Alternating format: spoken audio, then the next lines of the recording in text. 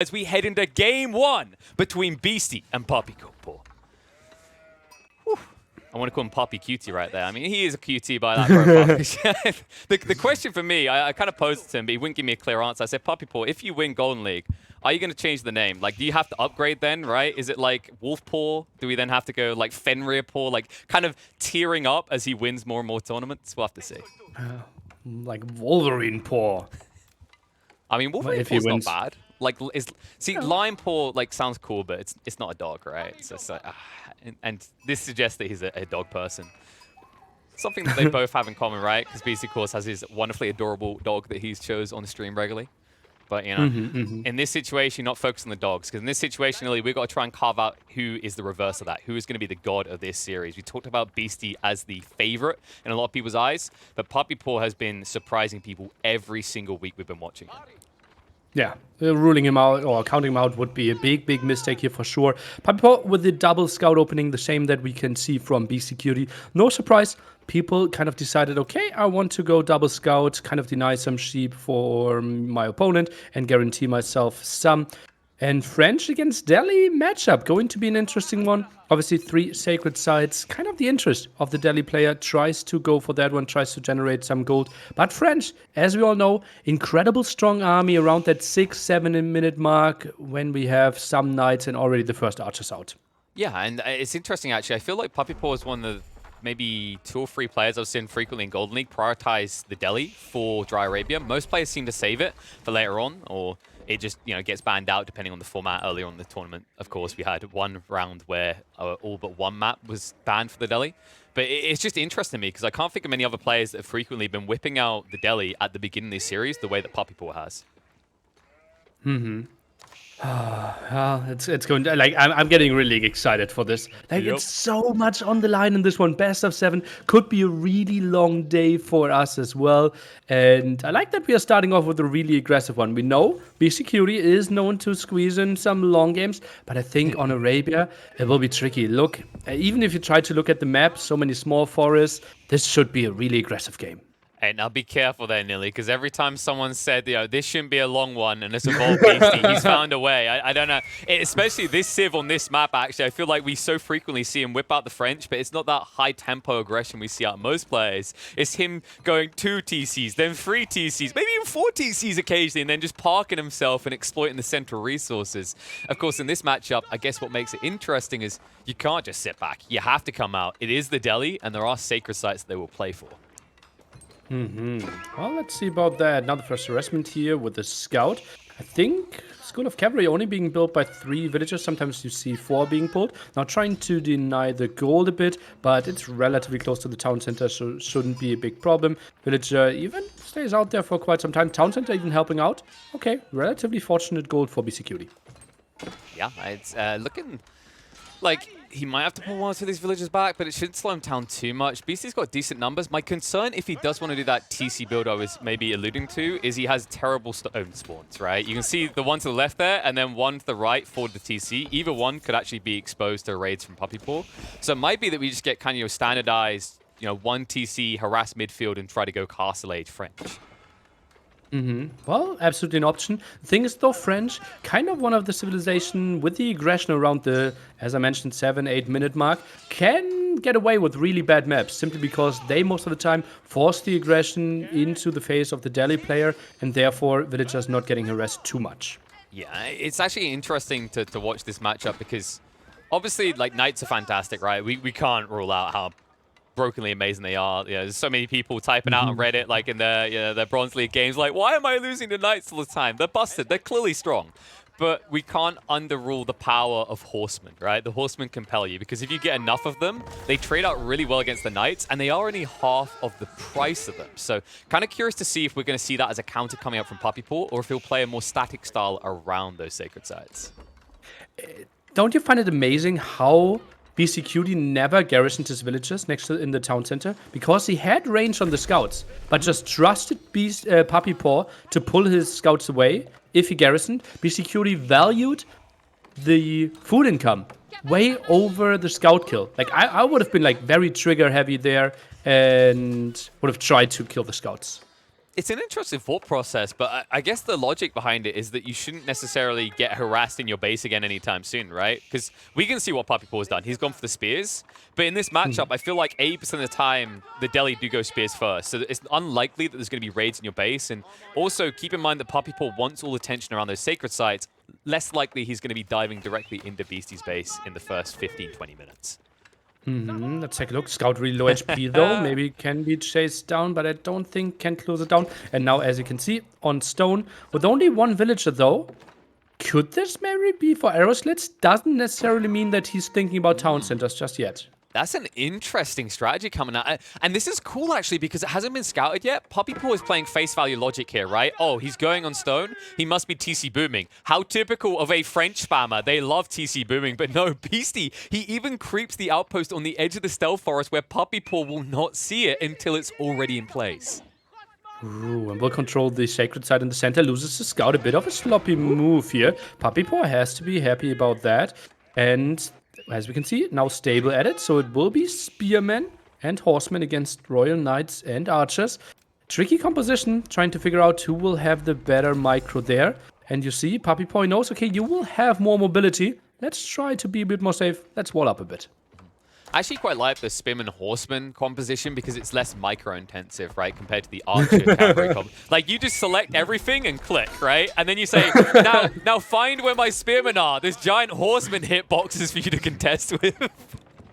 Yeah, it's way easier. But Beastyqt obviously really good at moving back then, trying to find the pickups. And as you can see, now contest the next outpost. Goes for arrow slits.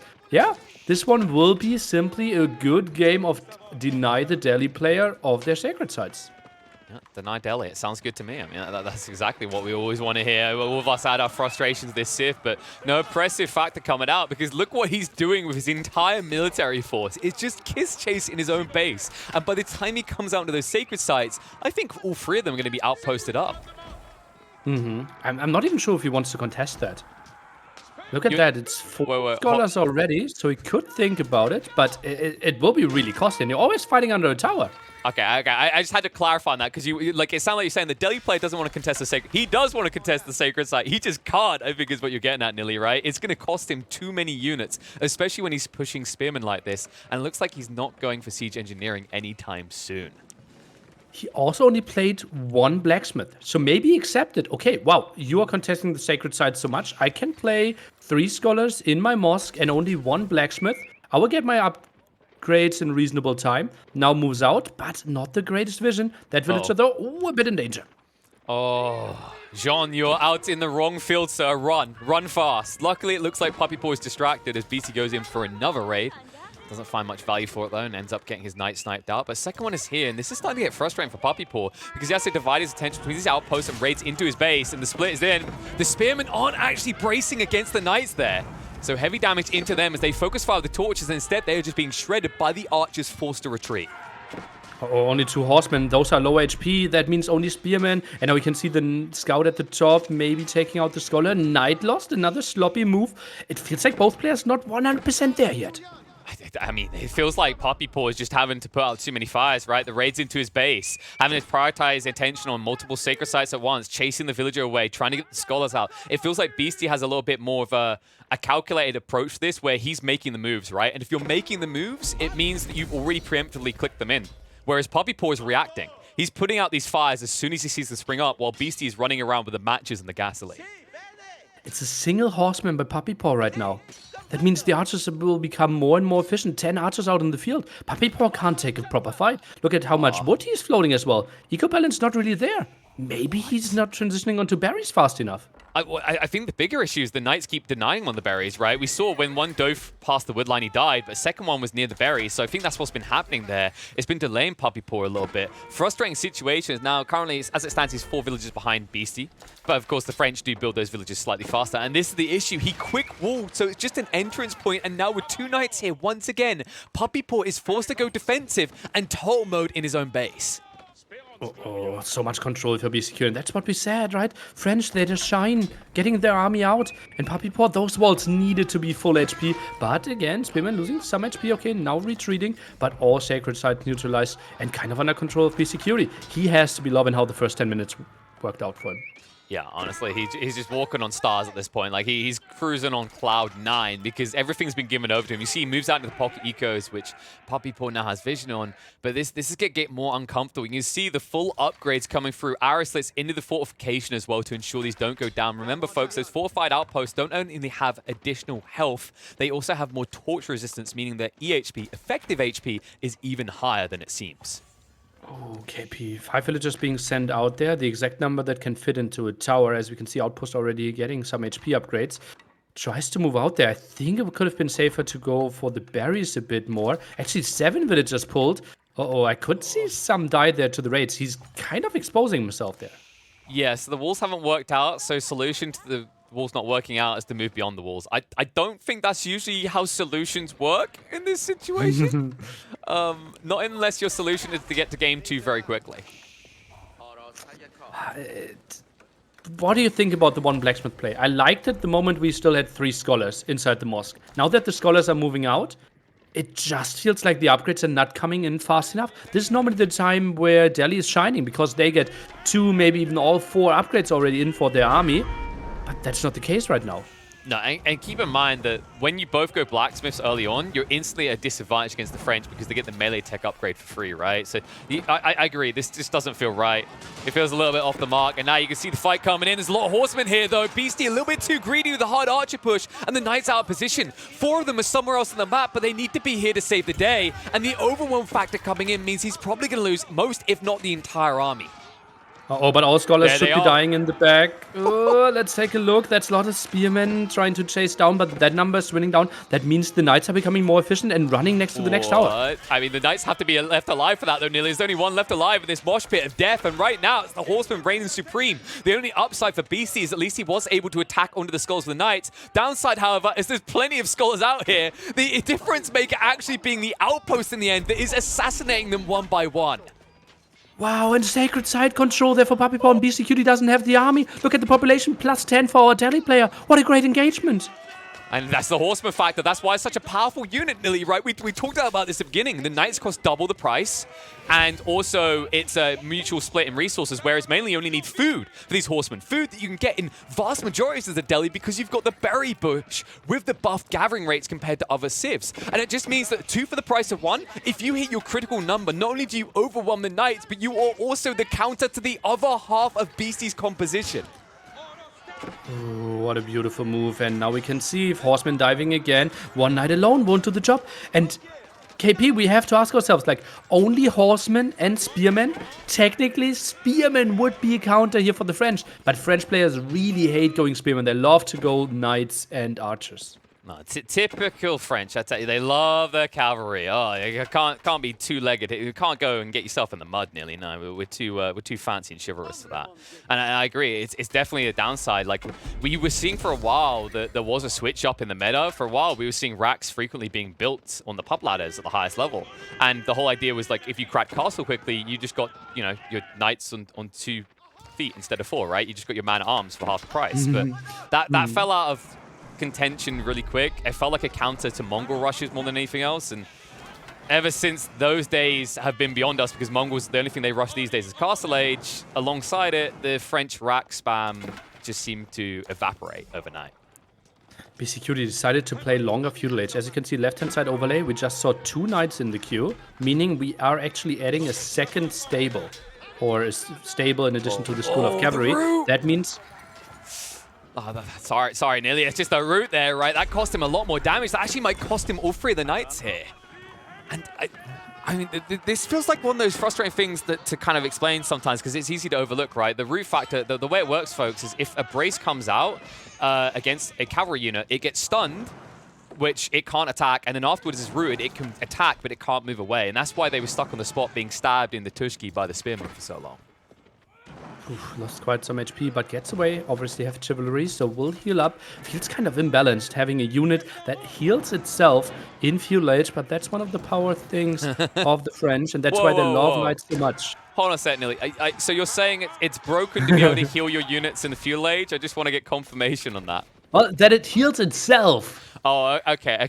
But like, I mean, the scholars, they're more twins than PuppyPaw and Wham at this stage. They all look the same, right? so are they healing themselves in a way there? when they just pat each other in a circle. In a group. Villagers now moving away. Too much gold in the bank here for Beastyqt. He tries to balance that one out. Not a lot of farms and not a lot of expansion because we saw the raids against the deer there. Now tries to take out the other tower. And I'm actually quite impressed how well PuppyPaw is doing trying to kill those 2K HP towers. Yeah, and it's because he got the missile resistance, right? You see, he got the tech research, so it means his horsemen are quite chunky. They have a lot of effective HP against the tower fire, and it's why he can sacrifice them, because he built up that stockpile, right? This is the detail. Like, when you allow Beastie to get those early outposts down, you have to take 2 good fights to actually have enough surplus force to burn these towers, and he ticked that box. On top of that, because he's playing the deli, because he has access to NHS, he's able to instantly just heal up any damage done to those troops, even in the process of torching down those buildings. Beastyqt doing a good job of intercepting those reinforcements, though. And I felt like it was a mistake moving out for those deer. But Beastyqt over and over, only taking 2-3 knights trying to go for the raid. And PuppyPaw simply gathering all his units there. And therefore, most of the time, having enough protection. Beastyqt now takes more knights trying to go for the counterattack. But it feels like he shouldn't find too much damage because PuppyPaw saw it from a mile away. Did he? Did he really? Did he see it a little bit too late? Here's the question mark right now. The charge in, the Skull's going to tank the initial brunt of fire here, and the Knights will turn around to just take them out instead. But it does mean it ends up being a decent trade for PuppyPaw. Yes, you're going to lose a Scholar or 2, but you get rid of 1 or 2 of the Knights, you keep your villagers alive, and after that, with the heavy damage on the remaining troops, they have to just retreat. Wait, he needs to punish, though. PuppyPaw, what is this? Oh no, they're running away from a second raid. I thought it was to the body blocks, but they were just panicking. Oh, look at how that instant reaction here for Beastyqt. Good job. And those knights trying to make something happen. Spearman, though, fighting this one off. Pulls back the low HP ones, but feels like the tower's helping out a bit. And those were quite some knights going down. Yeah, losses for PuppyPaw, but it was costly for Beastyqt as well. I just want to praise one thing from Beastie, though. We saw it with the triple outpost. Like, this is something French players don't do, right? We've seen them time and time again. They're very greedy. They don't like to build the outpost. They just like to take the resources, and they get punished for it. And this is the difference about Beastie. He understands the risks he's playing with in his pocket ecos, so he sets up static defenses, and look at the way he's done it in this layout. It covers gold, it covers deer, it covers berries, it covers wood lines, which means that it's actually multifaceted, making this triple outpost investment more worthwhile. Yeah, I absolutely love it. Villagers are protected there, and that was why PuppyPaw was so well in this game, because he could block off those deers over and over again. But we might have a massive fight upon us. The Knights are in. Spears trying to move past them. Not many horsemen left here. The archers can actually stand their ground somewhat. The Skulls cannot heal up quick enough onto their front line. And the horsemen are quickly just being eviscerated here. Targeted down by the archers as well. The spearmen are not enough of a deterrent. Beastie willing to take the fight to the bitter end. And he will make it a bitter end for PuppyPaw, forcing him away. Oh, why did he need to take that fight? The tower was there as well. He's just about to switch into archers, but it came a bit late. It felt like the knight is maybe finding the kill for HP and dies. That was really fortunate for PuppyPaw, but Beastyqt now with a 15 population lead, 5 villagers ahead, and that was a beautiful fight for him. His knights obviously healing themselves up, and I would really love to see how much damage and how many kills that tower has at the right-hand side on the right sacred side. It felt like it already got like 50 shots off onto PuppyPaw's army. Honestly, as someone I've been asking for a long time, all right, I want to know who to dub my general in my army, the guy who's got like 50 kills somehow and is still living, which is probably usually only a feasible feasible number for a deli player healing up, whatever. He's getting that many kills. But speaking of the deli player, there's not enough room in this inn, sir, and you cannot take the barn. He's going to be target down. The textiles will at least offset some of the damage and maybe allow him to trade out 1 or 2 of the archers. But still, villagers going down. And now Beastie, all of a sudden, in a blink of an eye, now with a 10+ lead in the villager department. Oh, and it might increase. Look at that. Knights blocking off those. And now the question is, PuppyPaw, is he getting any neutral food? Berries should be dry. Deer was raided over and over again. I think we might need to see the deli player switch onto farms before the 20-minute mark in fuel age, something they don't want to do. And the crazy part is, look at his solution to what's been happening to him. He's switching into archers, and I don't think this is out of choice. It's because of what you just mentioned. The lack of food forces him to rely upon wood. We have to remember that archers primarily cost wood. That's the heavy ratio. It's 30 food and 50 wood. So it's his only option anymore. Yet he's doing it into a player that's already been building archers ahead of him and has the counter to archers with his heavily armored cavalry units.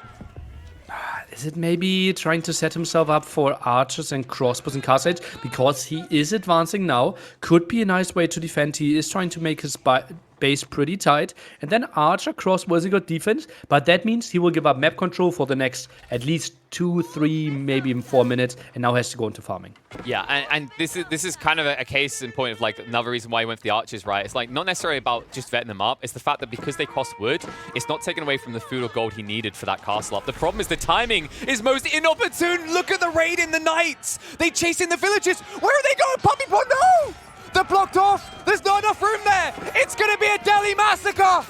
2-for-1 sale for the Frenchies as they ride on in here. And a heavy hit into PuppyPaw's eco. One that might be hard to recover from. Oh, and all the archers are going down before he could upgrade them. He's trying to get the upgrades in, but that's going to be looking so bad for him. Half the military count now, and he's just slaughtering him in his own base. Yeah, it's butcher time right now. This guy is definitely the one that cleaves the meat to pieces, and right now he's cleaving PuppyPaw into pieces. Not a pretty picture to think of a puppy experiencing that, but that's what's happening here right now. PuppyPaw in a frustrating situation. Half of his economy, his total economy is idle right now. He has no sacred sites to tick him up either. He has no gold income, so he can't easily switch over to Lancers, and one Lancer is not going to be good enough to stop the aggression out of Beasty.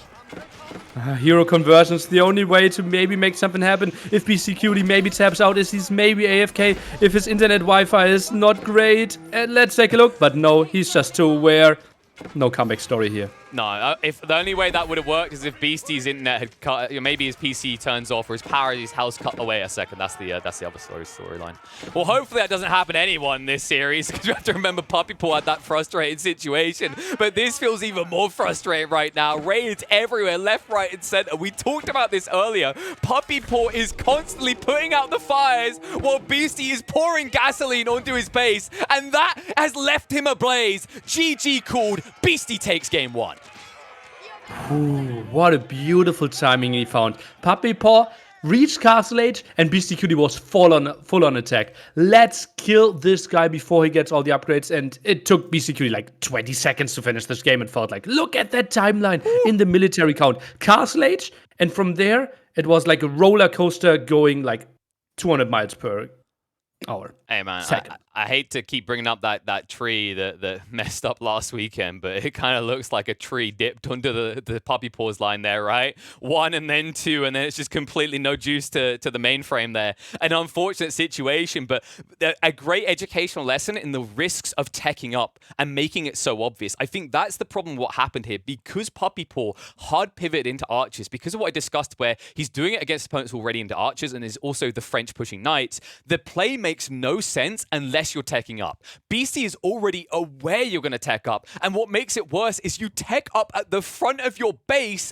with half of your villager force exposed to a raid from the French knights. That is why this was such a clean slap from Beastie at the end of the game to guarantee him the victory swiftly. Could we quickly go into the timeline again for military? It felt like the 18-minute engagement, where we had so many units dying there, and basically we had nothing lost. For Beastyqt, look at that. Yeah. He loses like 4 units compared to what looks like 20-ish units. It's just such a big difference. Absurd. And if you had all those units, and if you have like 15 more spearmen, the defense early Castle Age is actually possible. Mm-hmm.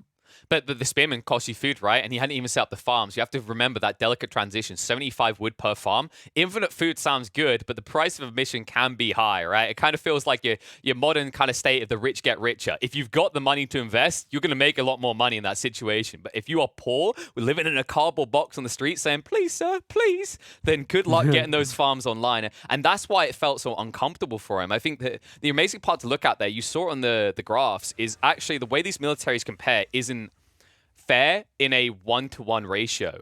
PuppyPaw is pushing cheap crap. That's the logic. That's why the fights look good when you saw he had the bar above his opponent.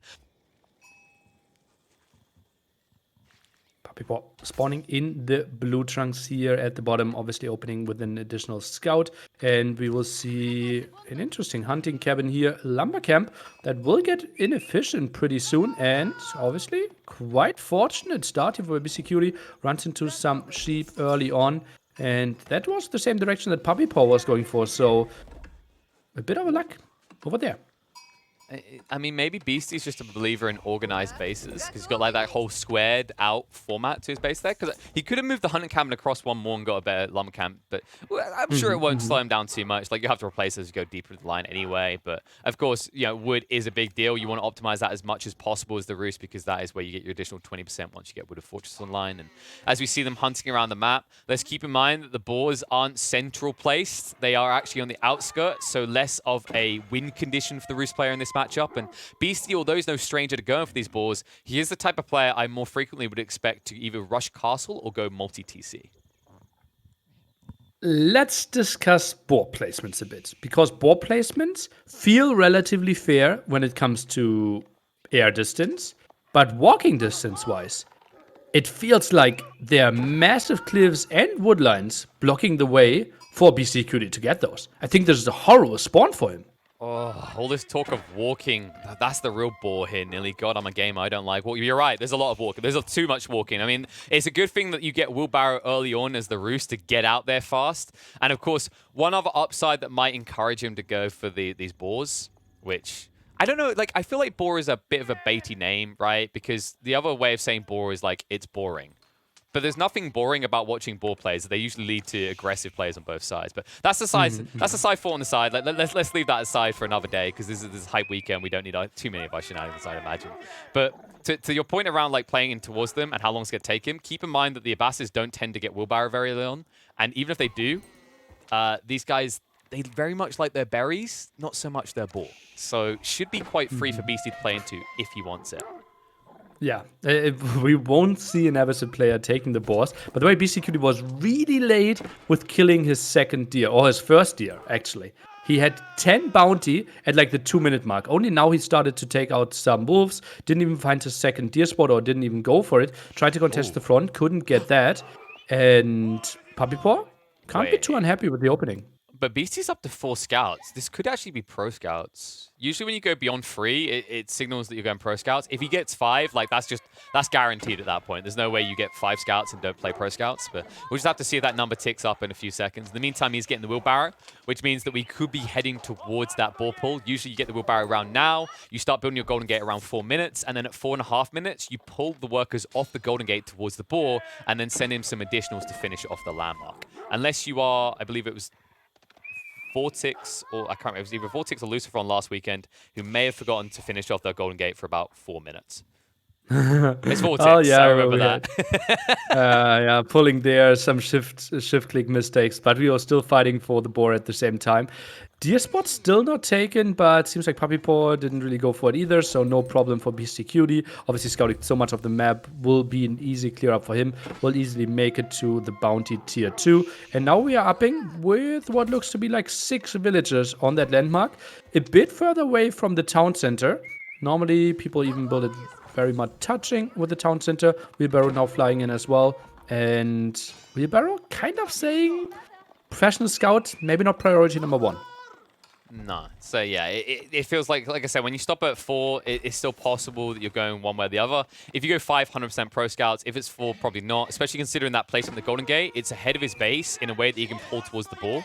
And I would expect to see a ball play in this matchup. It's actually quite funny because I mentioned that Vortex matchup against Marine Lord.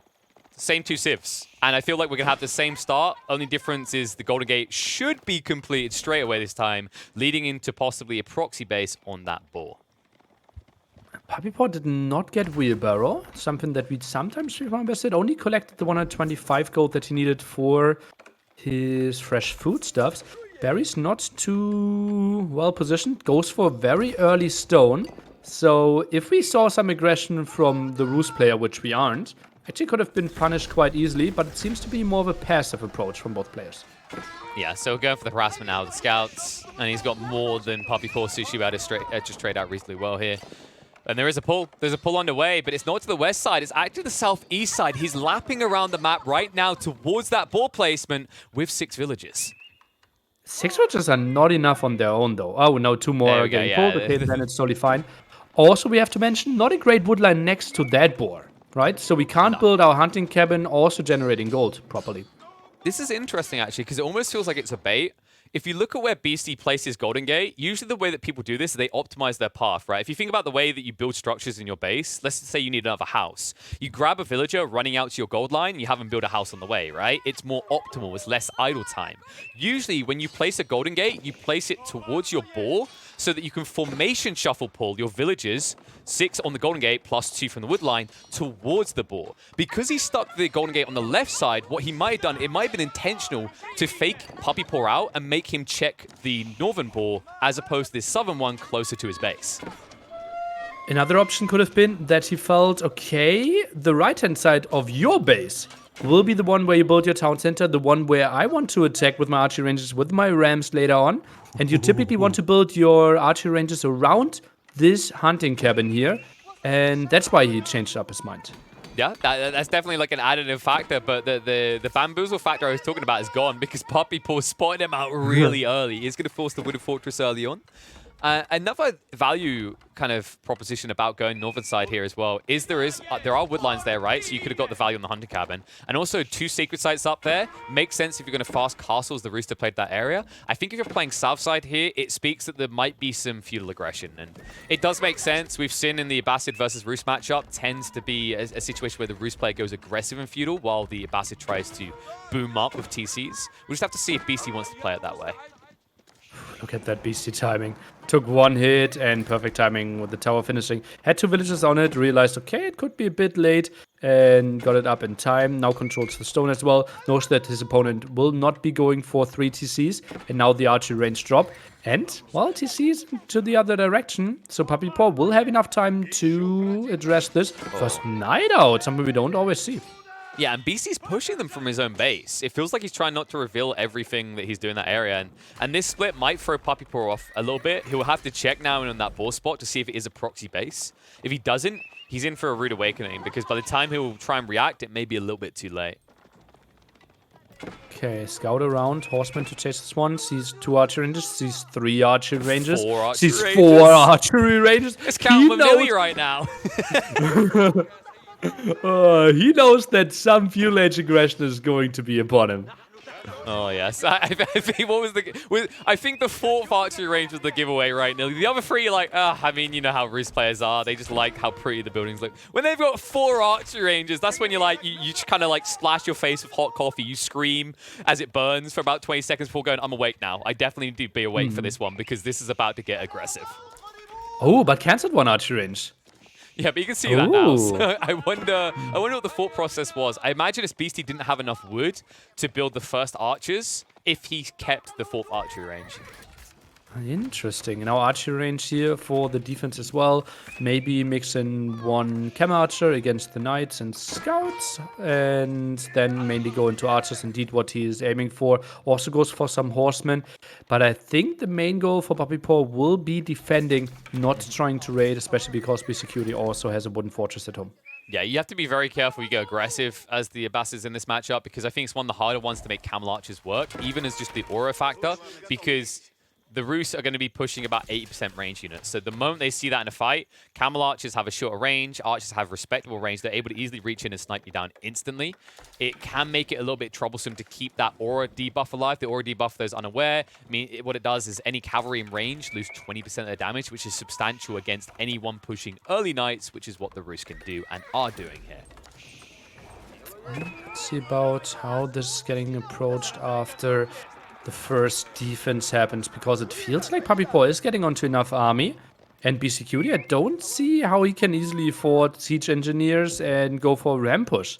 Actually, I think PuppyPaw is really well prepared. Look at the army count. 8 archers, 7 horsemen. That looks good. And he's hiding half of it at a given time. Like, you can see the scouting is phenomenal by Beasty, right? I just want to actually praise that. Not enough players, like, get their scouts in position when they're playing Roost like this. I've seen plenty of players at the highest level, we're talking top 10, they actually throw away their scouts to try and kill a villager. This is so much better. You get all the info you need, and now Beasty can pivot and adjust ahead of time before you can be chased down by these horsemen. And it might be that Beasty thinks it's not worth getting aggressive anymore. I need to find a way of boosting my economy or my tech. Oh, look at that. PuppyPaw kind of blindly runs through those. Maybe he can get some hits in, but knows, okay, I have this strong army. Knights around to defend this one, and this could be a repeat. Archer Knight. Apparently, Beastyqt likes that comp. That's filthy the way he played that as well. Actually, a lot of value. He's just sniping out these horsemen. PuppyPaw overly aggressive. He gets held back with half of his force by a single knight, and it makes for a good trade for Beasty. Now, the wraparound with an additional knight coming around with the backstab means that PuppyPaw knows he's going to lose this army. The best he can do is trade out. Why are you that far out? You have 2 town centers against 1 town center. You know your economy is going to be better. You just need to hold, my friend. PuppyPaw, what was that move? I mean, so I know PuppyPaw played StarCraft before this. His first RTS was Age of Empires 3. I think he might have played some Dawn of War as well, because I swear I heard one of those horsemen yell blood for the blood god, because that just seemed way too bloodthirsty to make any sense to me. Okay, he felt, okay, Horseman can easily disengage there. He tried to jump onto the archers, but I think he stayed in there a bit too long. Even took some damage from the tower there in the back. I think scaring Beastyqt away made lots of sense. Bought him some time, gave him some map control back, allows him to go for the berries at the left-hand side corner. But then fighting under that tower felt like a big overstep. I mean, I guess the catch of the blood for the blood god is he always gets his blood. You just don't know if you're the one spilling it or you're the fountain in that situation. And it feels like he is a fountain. He is about to leak a lot of blood here. This raiding of 4 knights will definitely find their reward, as there is too many villagers here and it is too late to apologize. Puppy is to leave the garrison, but the knights are going to arrive in time. He tries to split up to minimize the casualties, but at least 2 villagers, bare minimum, are going to die out here. At least those knights can't heal up. So PuppyPaw, compared to game number 1, knows, okay, if I do some damage to your knights, they won't come back with full HP. But still, big threat around the corner here. First ram arriving as well. Archer count 26 for Beastyqt, only 16 for PuppyPaw. And horseman count, where is it? Where's the horseman count? If you look to the right of where that ram got built, there's some. They probably started to deteriorate, but their bodies were there. I think they were taking a long nap, Nili. There was like 10 of them. Those horses were definitely sleeping, though. They're not dead. Oh, okay. That's what my mother told me also about Nana. She's just taking a long nap now. Yep. Like you just pick up the horse, you flush it down the toilet, and you say, it's going back to the sea. Before questioning how I got a horse in the toilet. I must have. Okay, population still okay for PuppyPaw. He knows he's 10 villages ahead. Oh, he doesn't know, but he's 10 villages ahead, so some losses are fine. Loads quite some wood. Oh yeah, villagers are going to die. And there's more going down in the wood line. He only just realized he's going to pull them back now, but even if they survive, how much idle economy is that? It's just so crippled at this stage. And also Beasty, if you look at the numbers as it stands, he's still got double the military force with 2 rams still in the field. PuppyPaw yet to have the answer to this. Oh, he had the answer with all the horsemen. But all of those died earlier when he dove in so deep. Now full archer defense, but archer v archer is not pretty if one player has the rams, because, well, you have to throw quite some arrows at those rams to kill them eventually. Yeah, I talked about flushing things down the toilet. Really, the big thing that PuppyPaw flushed down the toilet was the advantage in this game, right? And ever since he's been stuck in the hurricane, which is kind of a repeat in some ways of last weekend. But what I mean by it on this weekend is it's the Beasty hurricane. Now ramping up to 3 rams, and the whirlpool of archers that is pushing into his base is a number that PuppyPaw has no clear answer for. Also, so many farms already. We mentioned it earlier. Typically, you want to delay farming till maybe even Castle try to expand a bit. Obviously, he has a lot of villagers, but that will take up so much wood. Now, even getting housed here. Look at that. 84 out of 80. His production is stopped as well, and that means the archer count advantage will just increase for Beastyqt. Yeah, and he'll pull back the rams in the meantime. BC, he sees that that's the mega threat right here. Doesn't want to sacrifice them over. But remember, these rams, they can 2-hit those farms. Those farms cost 75 wood each. That is incredibly crippling. And now look at the villager pool coming in. Beasty quickly reacting here. Gets the archers in range. Gets ready to pepper the villagers for days here. The pullback of the rams, the chase through of PuppyPaw. It's a goddamn rave out here in the fields. Everybody gets a torch, and everybody gets an arrow to the face. The camel archer seems to be drunk driving. The villagers are drunk driving as they dive towards the knights and get massacred further. The number is shrinking. Beastyqt now with the villager lead. Oh god, how well did he do that with the ram pull as well? 3 rams still alive. The town center at like a quarter of the HP. Villagers will be ungarrisoned pretty soon. And where should they go? They can attack the rams a bit more, but all 10 of them are going to die. And now Beastyqt all of the sudden knows, wow, timing suddenly on my side. Nowhere to run, nowhere to hide, he says. I'm getting through everything in your base. I'm getting through this series as quickly as possible. 2 on the board for Beasty, and what a way to do it. He says, Wham, your bro may not be here in the top 4, but I got something that rhymes with Wham, and you're not going to like to see it.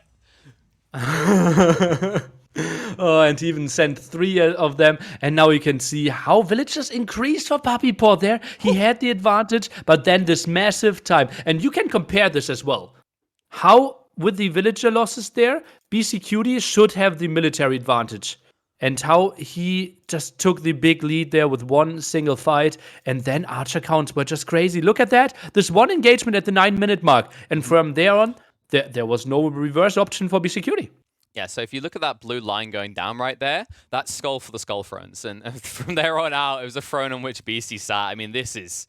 I don't know. This feels like the second game we've seen this out of PuppyPaw. We saw him jump the gun, take a suboptimal fight, which he didn't need to take in game 1, which snowballed into that awkward Castle Age boom. Had he not took that fight, he'd be in good stead to actually take Castle Age. And now in game 2, he sacrifices his own ability to slowly cruise ahead economically with that weird throwaway horseman. And Beasty was confident. The longer he got chased, the happier he was. We saw how split that formation was. Not only that, but PuppyPaw off mark with his micro. Remember that in the midst of that fight, his archers and camel got held back by a single knight. This just speaks to out-microing so far. Beasty doesn't necessarily need to be out-ecoing or out-strategizing. Just on a military level, from a micro perspective, he's outdoing PuppyPaw. Absolutely crazy, right? And his macro behind this was so well done as well. We saw how he added the wooden fortress at home, had the one at front, beautiful timing there, then 3 archery ranges, the stable as well that did so much. And I don't really remember seeing the stable switch in there. And I really like it because it put the extra threat into PuppyPaw's head. And you saw how that stable did indirect damage in the sense that PuppyPaw was forced to farm more than he wanted. Ooh. Lots of stuff on the line. You don't want to go down 3-0 against Beastyqt and run into some potential Civ problems there later on. You clearly want to take that W here. And Beastyqt goes heavily onto wood, starts with this beautiful Khan in gold on his town center. And the big question will be, where will he spend his wood? What do you want to talk about how drunk that falcon looks? Like, he almost essentially just flies into the arrow being shot by the Khan there. That's like, I don't know if that is just dumb animal or bad owner right there, but someone has definitely neglected the partnership. But anyway, focus on the game of bad things outside of maybe a falcon getting shot by his owner. Kind of getting shot by this map generation. Look where Beasty's Uvu is. Well, I think it was slightly ahead. Oh, look at that really Uvu. far off. Yeah, that Uvu is out in no man's land. Good luck feeling safe with that. Oh, yeah. Don't you think, like, with that such a bad Uvu, you don't want to really go into pastures, but feel like you have to open with the barracks? Yeah, and that's what I'm Might be a expecting. good option. Oh, yeah. And Beasty, well, he is something of an outpost connoisseur. I've seen this man rush people as the French with outposts. You know what he's probably thinking after this, because he's up against a Frenchman in this situation. Okay, so now the big question mark, how will PuppyPaw... First of all, great timing on scouting the barracks. So he knows, like, that's close to the earliest timing that you could have, right? Runs directly into it. Now the question is, how will he try to react to it? His golden wood line, relatively close together, could build a defensive tower, but that would mean more villagers being sent on wood, and that means fewer knights. Or maybe we've seen some people go for some spearmen as well. That has not really been shown to be the strongest defense, though. I would actually like to see a not even a reactionary, like a preemptive outpost on his gold vein to protect it. If you look where PuppyPaw's gold is and his wood is, if he allows an outpost to go up, that can crawl around and deny all of his wood, as well as his gold. And if you have no wood or gold as the French, why did you pick the French? Like, you can't play the French. All right, that's not the French anymore, okay? That's poor Age of Empires 4. That's like some scuffed pirated version where you can only play the game with 2 resources, and I can guarantee you nobody's winning with just 2 resources. Yeah, without gold, we have seen some French players make something happen with horsemen, with some archers, But that but needs wood. woodline control is needed. Exactly. So eventually we will need to have something there. We are now building the School of Cavalry, Scouts, the forward villager, and the 2 spearmen knows, okay, this control will be a tough one. Still takes gold, and that now pulls away. Is he leading the mining camp? Yes, he is. Denies the bounty. Nice, good job there. Make sure there's not even a chance for a strike to come through on it. And if you look at the numbers from Beasty, like, you know, he's of course slowing himself down with this. Whenever you go through this outpost play, when you go to Spearman, you're going to be slowing the tech up. Meanwhile, on the other side, PuppyPaw already halfway towards it. But keep in mind that he hasn't got enough gold yet to get the first knight out, which is why he's committing on to this gold line.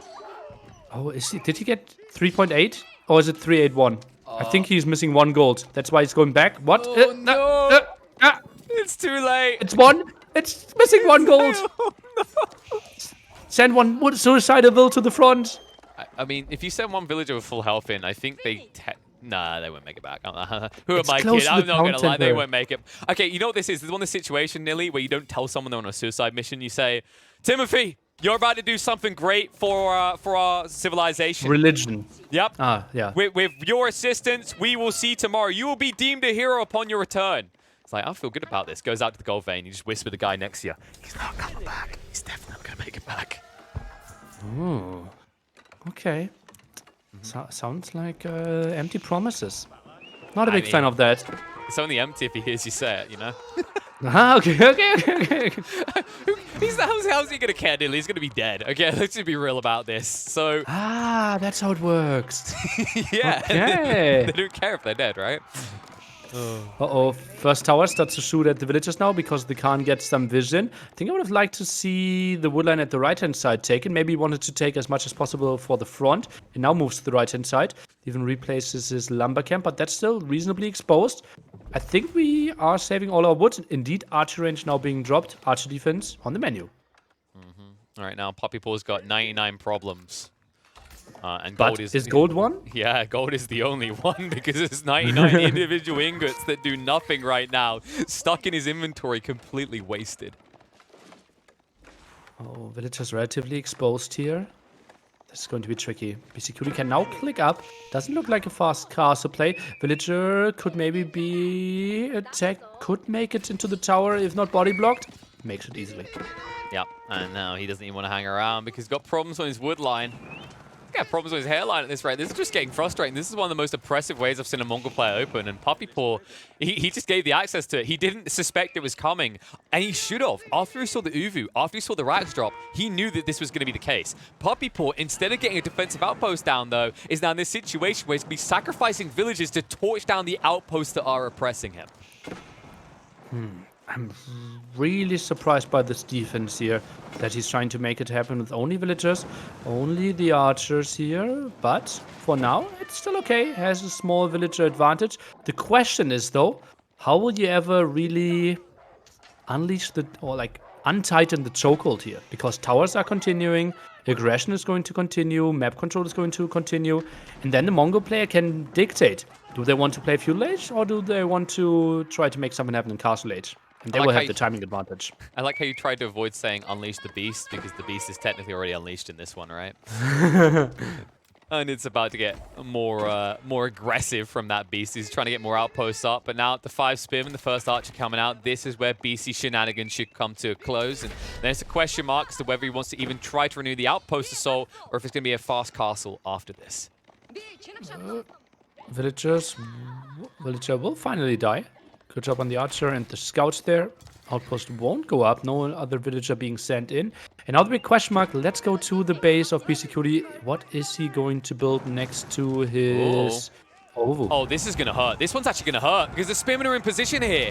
They could even go for the garrison. Instead, they start to prioritize targets. Now they'll get a garrison inside. The scouts coming across, but the target out on the villagers, and all of a sudden, PuppyPaw in a little bit of trouble here. Yes, he'll get rid of the outpost, but the price is definitely feeling high. Scouts are going to die here for sure. Archers helping out quite a bit, though. This is a nice clear up, and villager-wise, PuppyPaw still 2 ahead. That's looking pretty promising. Now he's back onto gold. And you know what's coming out from PuppyPaw next? This will be the Pro Scouts player. Is this a prize I want to keep for you? PuppyPaw and Wham are 2 of the most frequent Pro Scout players. playing French. Not many players still do this, but I've noticed they almost always do this when they get high view. They love to go into this play because most civs don't play for their secondary deer spot at all, and also it's a play that's quite well hidden by these stealth forests. Yeah, pretty beautiful. Sent 7 scouts away, 1 still at home. Archer there for the defense, and yeah, those seem to be out on a mission. And that means relatively protected castle age, right? You only need 1 tower next to your golden wood line now, and food income is just guaranteed till like mid-castle age. I wonder if Beasty expected this, though, because this is the most typical counter to the outpost rush in this matchup, is to spam scouts, because they're a unit that heals, right? Like, whenever you want to get rid of these outposts, you want something that's actually got effective HP, and doesn't get more effective than a unit that's able to actually passively regenerate. So I think Beasty somewhat suspected this play was coming, especially considering I already highlighted that PuppyPaw and Wham do it quite frequently. The question mark now is, what is his answer? Is it a quick castle up, or will he try to deny the deer directly? Why is Professional Scout so late, though? He had so good resources for such a long time. Felt like he forgot to click it or maybe misclicked some, because those 7 scouts were basically next to the deer patch of Beastyqt like 30 seconds ago, but it feels like the upgrade is still a minute away. So you know how knock-on effects work, right? Remember that gold? That 99 gold? Well, if having 99 gold was a problem, I imagine missing the extra required for that 275 price of Pro Scouts is even higher. And that's exactly why the Pro Scouts are so late. And it's what makes this such an astute play from Beasty. It shuts out everything his opponent wanted to do. Maybe you indeed waited for the 275 and forgot that French is at 192. So maybe didn't make a good consideration of his discount. And that's why he was a bit off in the timing. Now starts with his own deer patch, still absolutely fine. But will be trickier to yoink the deer away from Beastyqt now. Yeah, so BC doesn't really care about the deer, though, right? He should be setting up his own pastures. Oh, okay, no. As soon as I say it, BC, whoa, my deer! You can't have them. Yeah. He's going to move out into them now. So it looks like he's trying to delay the investment in wood to get a slightly quicker castle timing. I actually like this. It can be risky against the French, but if there's something you've noticed about PuppyPaw, if you look at the top right, he only has 1 French knight in the field, and we're 10 minutes into the game. And resources are not looking hot. To think about castle age. Yeah, food income will be pretty nice now, but that's going to be an extra town center. And PuppyPaw will play a long feudal age. But as you mentioned, with only 1 knight out, is the second one in the queue, will be tough to punish Beastyqt. Another defensive tower, maybe next to the deer, and Beastyqt should be fine till castle age. Yeah, this is uncomfortable. This is about to reach the win condition for the Mongols. I feel like PuppyPaw kind of got baited into this. He didn't have many choices once he allowed the gold line to be exposed. I think the thing it comes back to is preemptively getting outpost down, especially with the info you had. But now as a result, like, he's going to be under fire for the next 3 or 4 minutes indefinitely, and he won't have any great answer. Admittedly, the French Knights aren't terrible up against Castle Age Lancers because of their bonus damage after a charge. But remember, you're playing on high view, and because you can't see these stealth forests, it's very easy to lose your charge and thus lose your bonus damage. Oh. No. Close to the town center, but now some yoinking is going to happen. Scouts are around, horsemen around as well. Maybe commit, and those deer, you think they're yours? They're mine. It's just like when someone's trying to pull away the plate and you're just trying to take one last bite. No, just with the, come on, the mashed potato is so good. No, you can't have any more of this. Make do with what you've got. Beasty, it's not a lot.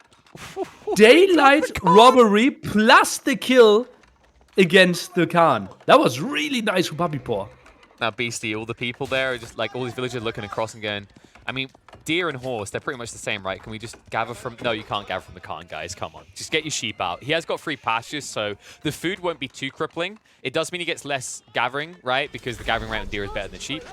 But at least it's not like a double thumbs down, right? At least you're not without a Khan and without a food source as well. Ooh, that was really nice. Got some villager kills here. Those are low HP now. Archers can maybe make some more happen. 9 villager lead for PuppyPaw. Should be sitting on 2 town centers at home. More aggression towards this relatively exposed area. This is getting ridiculous on the villager count, actually. PuppyPaw is now 8 ahead. Beasty has sacrificed like 3 villagers, I think, trying to get outposts up.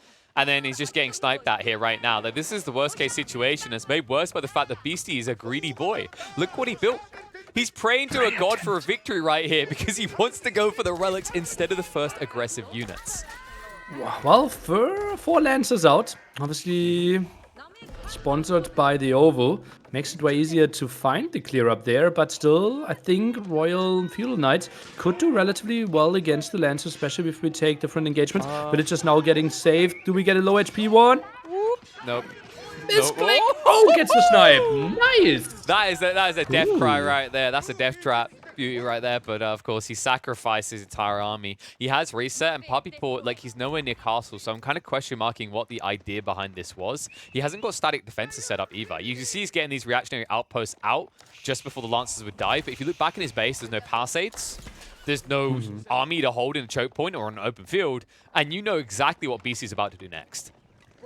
I think it will just be match the knights with your own knights. Yeah, you're an age behind, but still, French knights are absolutely fine in feudal age as well, trying to fight against the Lancers. And you know that you have to have the way better economy, though.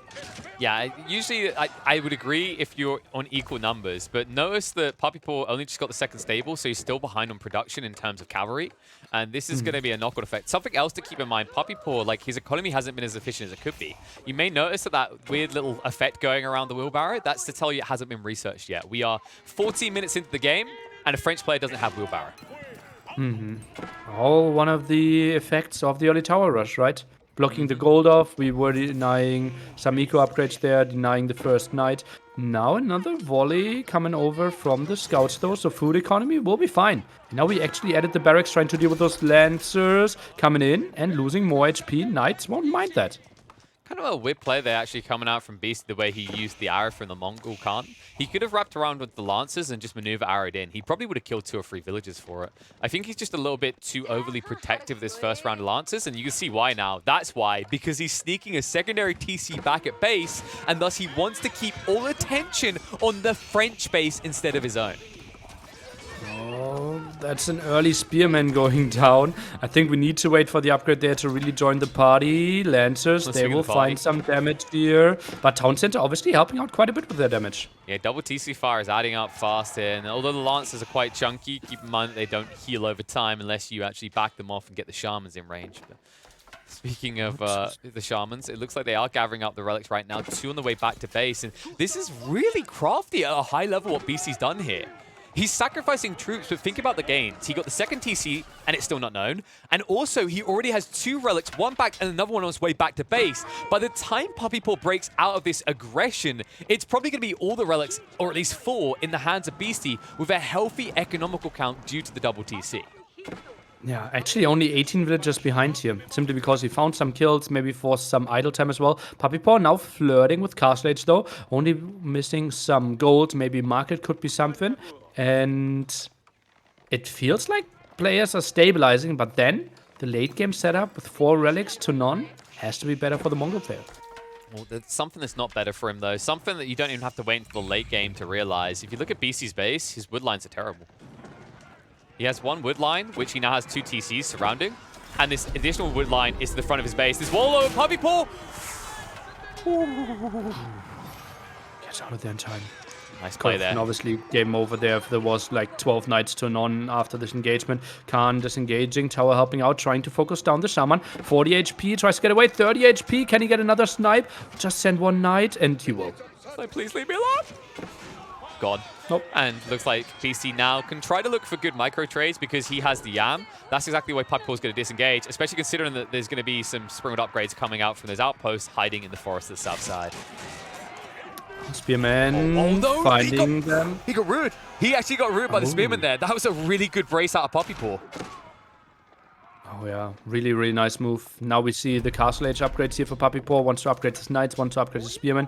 Relic number 3 on the way. Wolf actually denying this one. He's dancing around, tries to get the Sacred Side, and he gets it, but Shaman gets really low. 12 HP, Wolf. Will it find the kill? 9. 6. Yeah, the secondary TC is not going to protect him. He's like, no, please don't kill me. Wolf asks why. I really like gold? No, that's not good. I get it for a living. Okay.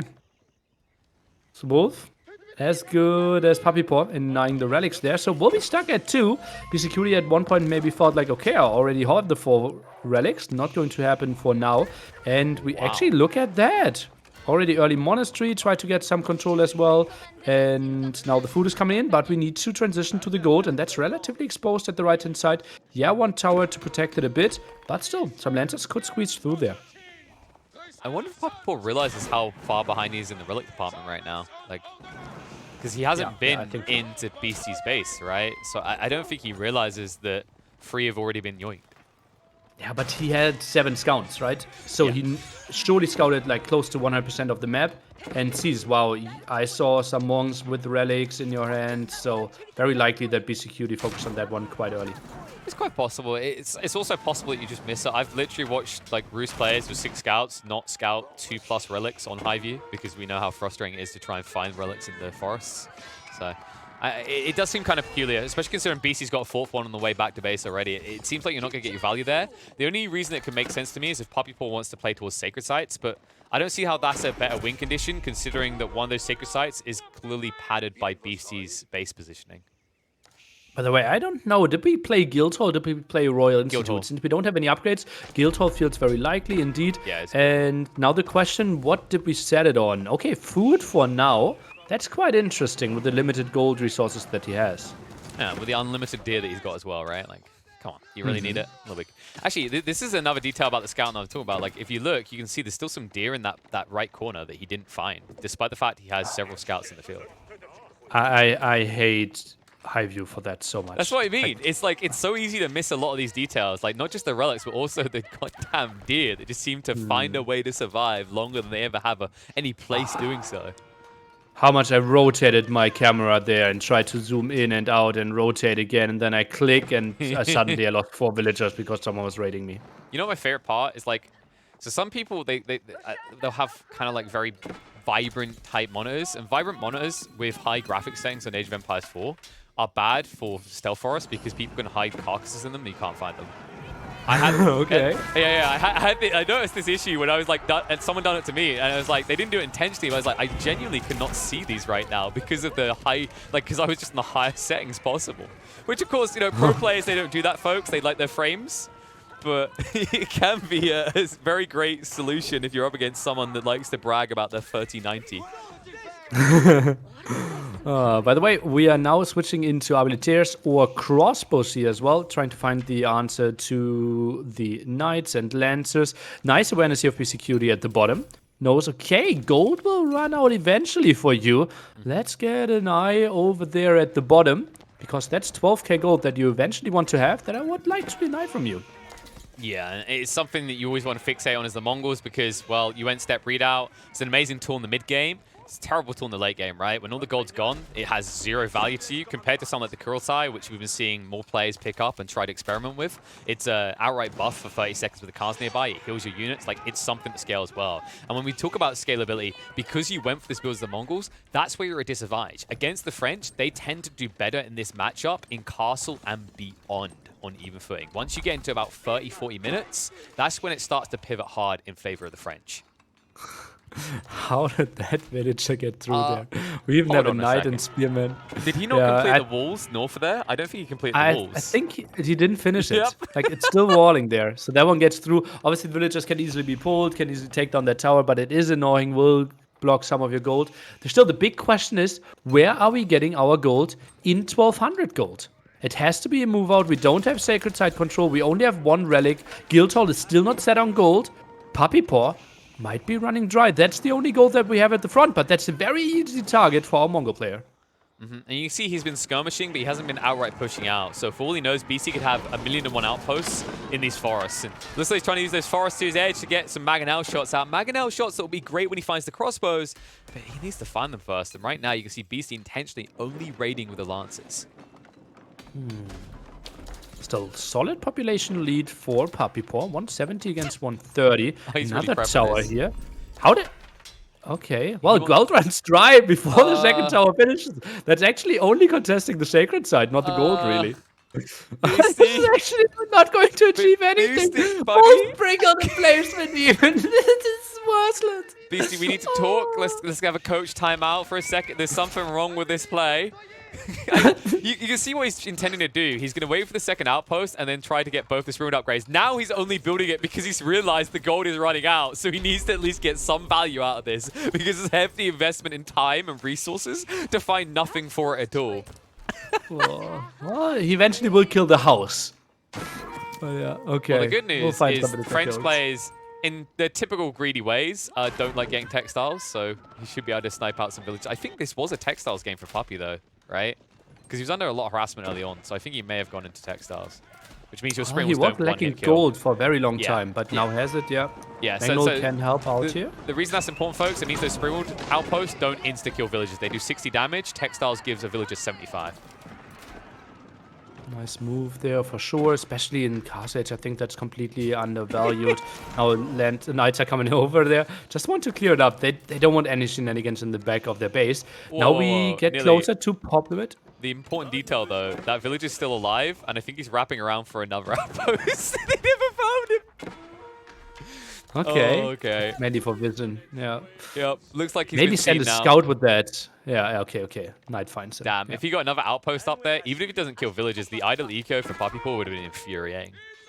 Okay, I think we have to see a big engagement in the center right now, right? We have 85 against 68, and that means Mangonels and Siege become so much more efficient. Springles finding some nice snipes. The Mangoes, though. The Mangoes coming in for the hits in the arbitrary formation. At the back there, half of them go down. They have to start a step back a little bit too late. Spearmen are pushing forward, but they're also going to be exposed as the damage comes out. The rapid fire gets activated for Beastyqt as the crossbowmen get in range. Front line gone. PuppyPaw being forced to back away here. He actually got much room to back away. He has to take this fight. Try and use the vision to his advantage here as he ambushes the Lancers. The Zerg force of Spearmen diving deep forward onto the Mangonels to try and torch them down before he loses his second wave of Arbaletiers. But they can't get through. This crossbowman blocked them out. This sacred site blocks them out. And PuppyPaw's attempt at getting rid of Siege has been blocked out entirely. What a beautiful engagement by Beastyqt. Kept his Mangonels alive, and they found so much damage. How many shots were those? They both got like 5 volleys off. So many kills, so many spearmen going down. And PuppyPaw, he was at 85 military. Now he's at 33 and has to crawl back. What a horrible engagement for him. Now he tries to save himself. What was that sneak around from PuppyPaw? He just turns up near the step redoubt. All of a sudden, Beastyqt is like, where you at? You ain't here, that's for sure. Now trying to rapid rotate around as he's trying to find some sort of keep drop in the back of Beasty's base. Yes, he'll get his defensive one down, but he's stripped of the option to go and get some aggressive resources in the center of the map. Do we know if PuppyPaw scouted the bottom? Because there's no move out. Okay, now he's standing over some villagers there. Tries to get control over that area. He's in trouble if he goes there. Look what's down there. Towers should be there. They're just being sent. Double setup. 18 villagers. Triple tower. They're upgraded. And he chooses to torch them. Sprinkle shots coming out. Are the other two upgraded as well, though? It looks like they're not firing. So it looks like he actually locked out here because Beasty didn't upgrade the other two. Oh my word, that is lucky. Oh, still some work to go for. Plus, obviously, 2 Lancers can easily be sent in, right? So much stealth force there, tough to intercept them. Still no idea about those towers. We'll probably go for the mining camp now. You don't expect 3 towers. Now builds he keep at the edge of the map. Interesting move, but I actually don't mind it. This is more realistic to life, you think about, though. Like, if this is territory bounds, right, you're worried wait. about Wait. At the edge of the world, on a flat Earth, that's more realistic for you? Nili. I don't know, like, if anyone's told you this, but the Earth isn't flat, okay? It's actually, it's got 2 sides. Okay. So, like, if you go off the edge there, you actually, you rotate 90 degrees. It's like, you know that, like, that monkey ball game? It's a bit like that. Like, you mean any movie ever written about any, like, astronomical science? Where someone folds the paper and tells you, basically, like, the universe works differently than you always thought. Yeah, but everyone knows there's movies where you see people go out in space, they say, wow, look at the Earth, that's, like, round. That's sci-fi, right? That's classified as sci-fi, right? Ooh. Yeah. Have you never noticed how all the planets in Star Wars are circular? And that's not a real world. You say Star Wars is made up? Yeah, I feel like Jar Jar really broke the belief of realism for everyone. Okay, before that, everything was very realistic. Yep. Speaking of realistic, take a lot of arrows and die. Yep, that seems pretty realistic to life here, as that's what PuppyPaw's experiencing. Anything that walks forward, including the deforesters, are going to be sniped out by the crossbows pushing in. At least there'll be a stay of execution. Beastyqt does not have the means to easily get through this keep just yet. Only one trebuchet in the field for the Mongol player. Oh, Springle count is at 7 against 3. Should be really good. And we know how good Beastyqt is with the Springle micro. Mango number 1 goes down, though. Tries to not even commit against the second one. Trap still around. That area is saved. And PuppyPaw will get 12k gold there, so somewhat breathing time for him. Look at his resources. Imp not too far away. He's thinking, but if he remember, like, he might be getting flashbacks of game 1 when he teched up with a big army standing outside his base. He got spanked for him. Beastyqt is definitely in a position to do that exactly again. And here it comes, the tech up, and it's not even the defensive one. He goes for the College of Artillery. This is worrisome.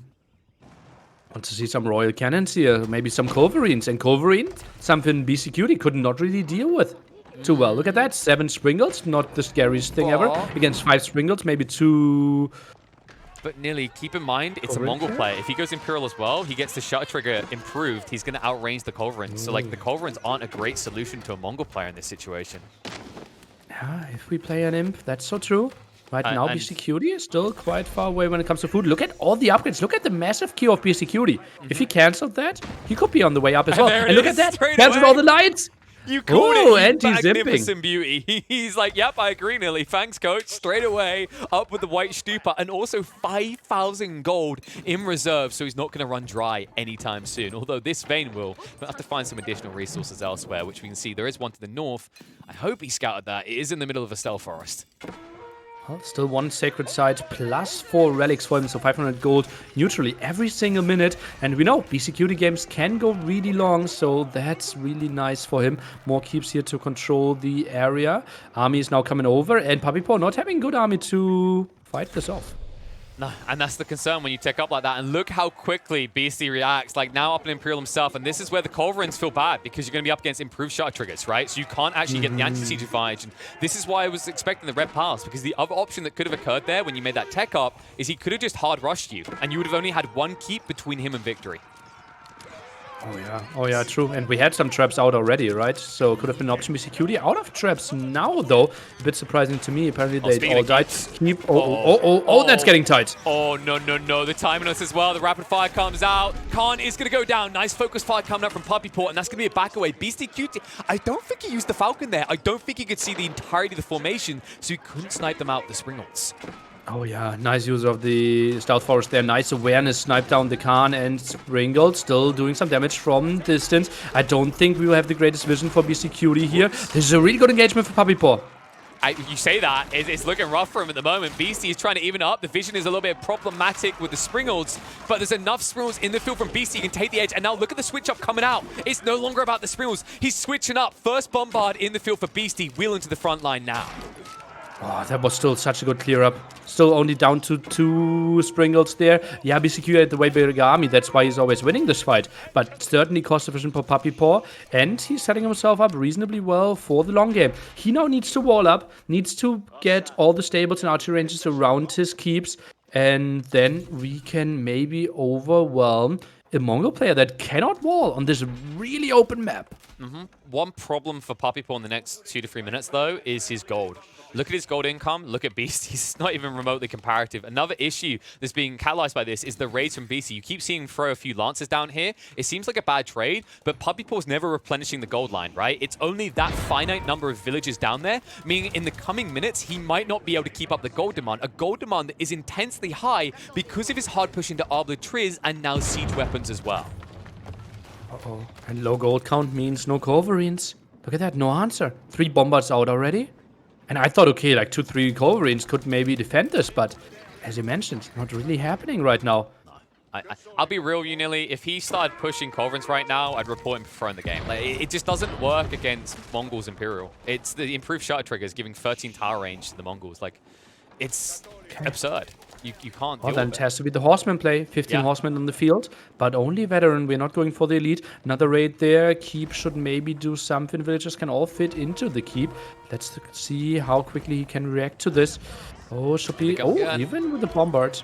Well, the charge in. These Lancers going to do a hell of a lot of damage. Remember, they are elite Lancers, and there's a garrison. This time now only 11 villages, and now that's once again idling your eco. Only 500 surplus in reserve for PuppyPaw. Remember, he only has one relic garrison, so he can't really afford the same demand that Beasty can as it stands. And Beasty needs to be careful, pulling back the bombards. The chase comes in for the horsemen, and they wrap around the sacred site. The sacred site, once again, the saving grace for Beasty, as barely any horseman able to touch the bombards. And the wheel away, the repair force comes out, he keeps it alive. Beastyqt living up to exactly what I read about him on Reddit. This guy loves his siege. 7 bombards in the field.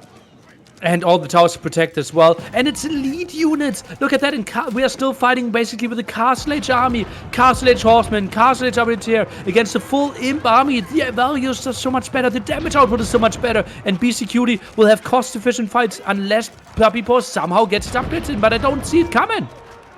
The only thing I see coming is a GG at this rate. PuppyPaw, he can't even amass a force fully. You're seeing he's just throwing them away. And the bombards, it's like they're playing bowling right now. It's 10-pin horsemen. Let's go. Because he's got 7 in the field. The outpost back up as well. The archer battalion is at least winning out. The arbitraries are holding for the moment. But once this frontline flow of horsemen is gone, where do you think those bowling balls are going next? Did he get a single imp upgrade? It's only the attack, but that's something you get automatically. I don't see a single other imp upgrade. It feels so underwhelming. Look at that. Still +2/+2. No eco upgrades either. Nothing really coming in. No upgrades. And that's why Beastyqt just takes the easiest fights ever. Yeah, this feels like just YouTubing Cannonball versus Puppy, and this is exactly how I imagine it would go. Yeah, this is pretty one-sided. The Puppy is not standing much of a chance. Although Beasty does need to renew the crossbow push, right? He's running out of frontline troops to just absorb the shots, but you can see it's just not enough horsemen. PuppyPaw also, because his infrastructure's on the front line, as he keeps slowly losing these trades, as in not taking out the bombards, he's going to lose the game, and he knows he's lost the game. Age of Siege reigns supreme. Beasty with a hyper bombard play blows PuppyPaw off high view. Ooh, what a beautiful game of gold control. And we simply see PuppyPaw. He couldn't get to his imp composition. He was an imp so much earlier, but couldn't really find anything. I mean, Couldn't get the upgrades. You know what it comes back to? It comes back to the relic grabs from Beasty. Beasty was very cruise mode in this game. You noticed actually he didn't care about Imperial until PuppyPaw did. And you mentioned it. He had all these things queued up. If he just cancels them, he can afford it. Instantly does it, makes his way up. And as I was highlighting, like, College of Artillery is not that good against the Mongols because the problem in this matchup is if your plan is to push Culverins, which is the one unique unit you get from the College of Artillery that you can't otherwise have with the French, it's outranged by the Springles. And that is something you just can't address. You can go for shot triggers yourself, you can get your own Springles out, but once again, due to the improved shot triggers the Mongols have access to, you will always be at a range deficiency. Siege the Cutie at his best. 34k gold against 18k gold as well. PuppyPaw simply couldn't get onto the numbers. Obviously, lots of that gold was invested into the Knights, into Arbaletiers, but no upgrades. And I think even the lead Horseman upgrade would have been worth it over trying to push into more Castle Age Arbaletiers. And Beastyqt looking hot to find his second final appearance in a 100k plus. And in my England, let's see if it's going to be as underwhelming as usually we are. Okay, English opening here, and we see 2 villagers on wood, 2 villagers on gold. So Beastyqt going for the slow approach. He will build a mill.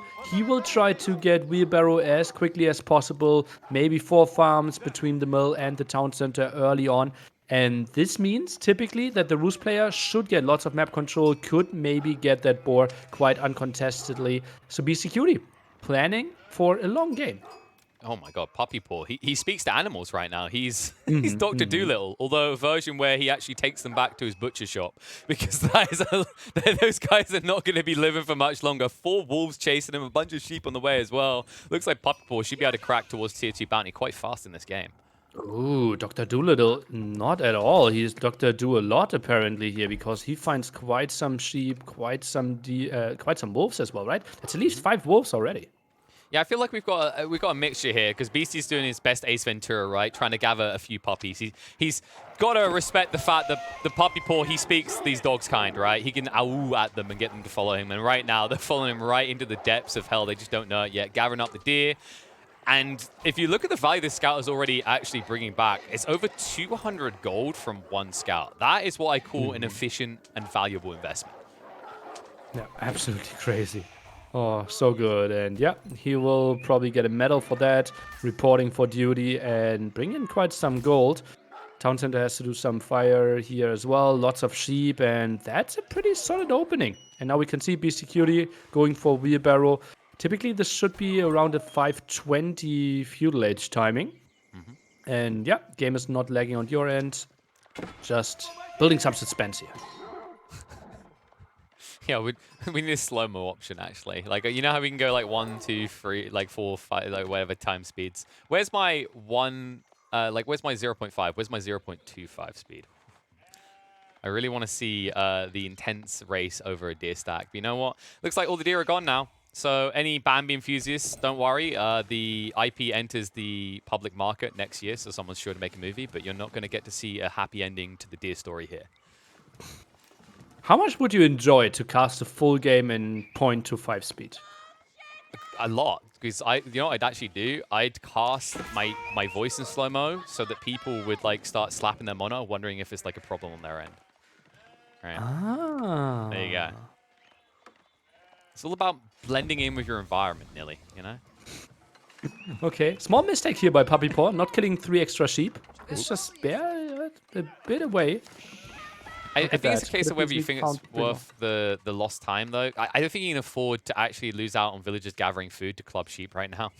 I can't believe. then Like, take I can't one of believe I your made that 3 statement. Take one of your 3 scouts, right? You can make an argument actually for that. For example, Viper used to play Ruse, and at the end of Feudal Age, took 1 scout and just shift-clicked all the sheep to make it easier for his villagers later on.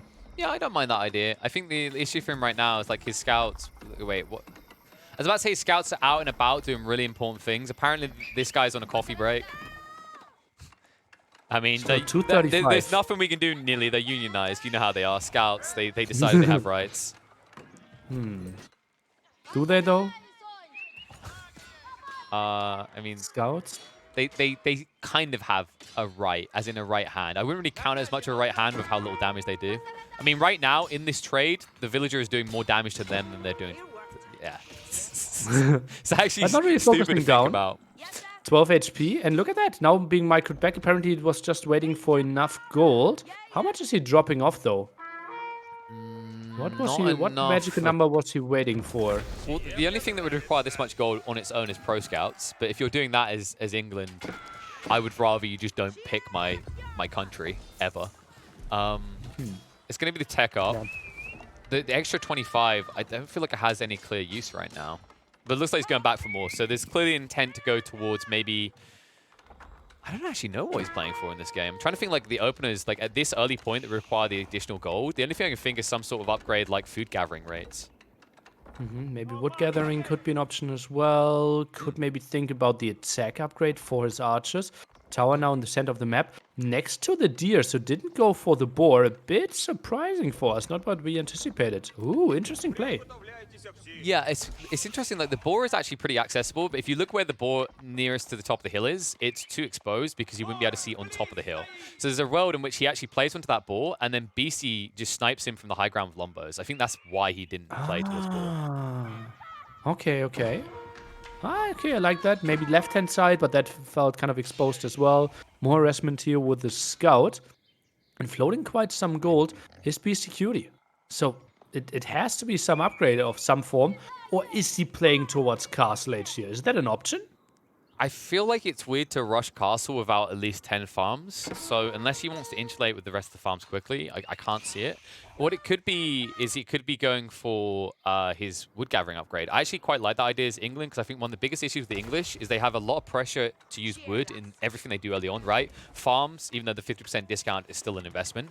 Lombos cost a lot of wood. And then also you want to spam outposts. It would make a lot of sense to actually get yourself the double broad axe upgrade. Let's take a look. 205 gold in the bank. 3 on gold. Doesn't feel like enough for Castle Age. Now goes for Longbowman as well. Oh, a bit of a drum roll. How he wants to use his gold now. Well, he's spending his food. It could just be that he's going 3 or 4 lombos to bait feudal aggression, and then he booms up castle. Because he's still floating a lot of food, right? He's sitting with over 400 in the bank. But are you really baiting too much? Because it was constantly scouted that he sent multiple villagers on gold. So Castle Age has to be one of the options. But the amount of gold he gathered up to that point could be excused for blacksmith upgrades. And it looks But like are you he's scouting a stopped as blacksmith? well. I think PuppyPaw is doing a really good job of finding out what's happening. Oh no, the gist is up. Run! Run, Junior Beastie! what? Run, Beastie Junior, run! And he even stops off the way. He just walled himself in. He blocked the quick wall. He blocked did. the quick He wall with his did. own wall. Yes, That sir. genius. Oh, that was a beauty of a reactionary as well. And because it's Lombo incoming, that's why he didn't try to kill the villager. Because he knows the timing, right? Like, the English have been in Feudal Age for about a minute now. You know there's Lombos on their way. Oh, that was so nice. And Wow. now some harassment. One moment, Arrowset is coming in. Needs to be careful. Oh, we'll get maybe second volley. Didn't go for it. No, he can't afford the missed gathering rates right now. He needs to actually up his production and start getting military units out. Because notice the issue of what PuppyPaw's done here.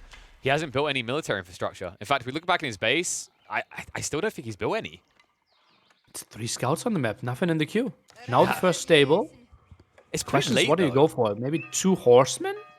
I No, he like goes for horsemen knights. more than knights just because of how long your first knight takes to get out in the field, right? Like, that's going to be a problem in itself. But nice snipe out on one of the Lombos there. The villager limping away with like 4 HP, barely staying alive. Looks like he wants to extend the outpost network. And he's even going to make sure that he can't be sniped out by walling himself in. This is now your home, Timmy. Be free, Timmy. Be free.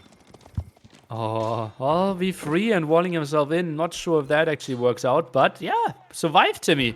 Works out for sure. Really nice move. How this villager has stories to tell. I mean, if he ever makes it out of that prison, because that looks like a life sentence to me. I don't think you're ever coming out anymore. Wait, no, he cancel the walls! Uh-oh. I mean, PuppyPaw hasn't realized that's the only upside right now. Beastie, why? You greedy son of a gun! Gets the... And now he's reward. walling it again! Oh, But it's the open. gap, the Open gap, left-hand the gap. side. Knight! Knight. He's got it! Tries to block it. The knight! Well, The knight I think gets he him! was... Oh! Wait, okay, hold on a sec. Can we talk about the direction that knight was... What was that? Okay, that's some of the worst acting I've ever seen. He swung about 90 degrees away from the head of the villager and killed him. Well, it's the no-looker. I mean, dude, that's the kind of acting like I done as a 4-year-old. We're like, ah, you shot me. I'm dead. Ah! I actually sound like one of the Abbasid villagers there, to be honest. Then you open a night, see what's happening, because no one is really saying anything. Yeah, guys, am I done being dead? That's not how death Then works. they're leaving the room, and you say, like, yeah. And that's when you realize you're that child that nobody wanted to play with. Oh, this is so true. I'm sorry. Were you there when I did it? No, Oh, big maybe- wall here at the maybe I'm one left-hand of those side. kids as well. Okay. Oh, by all that is trade holy.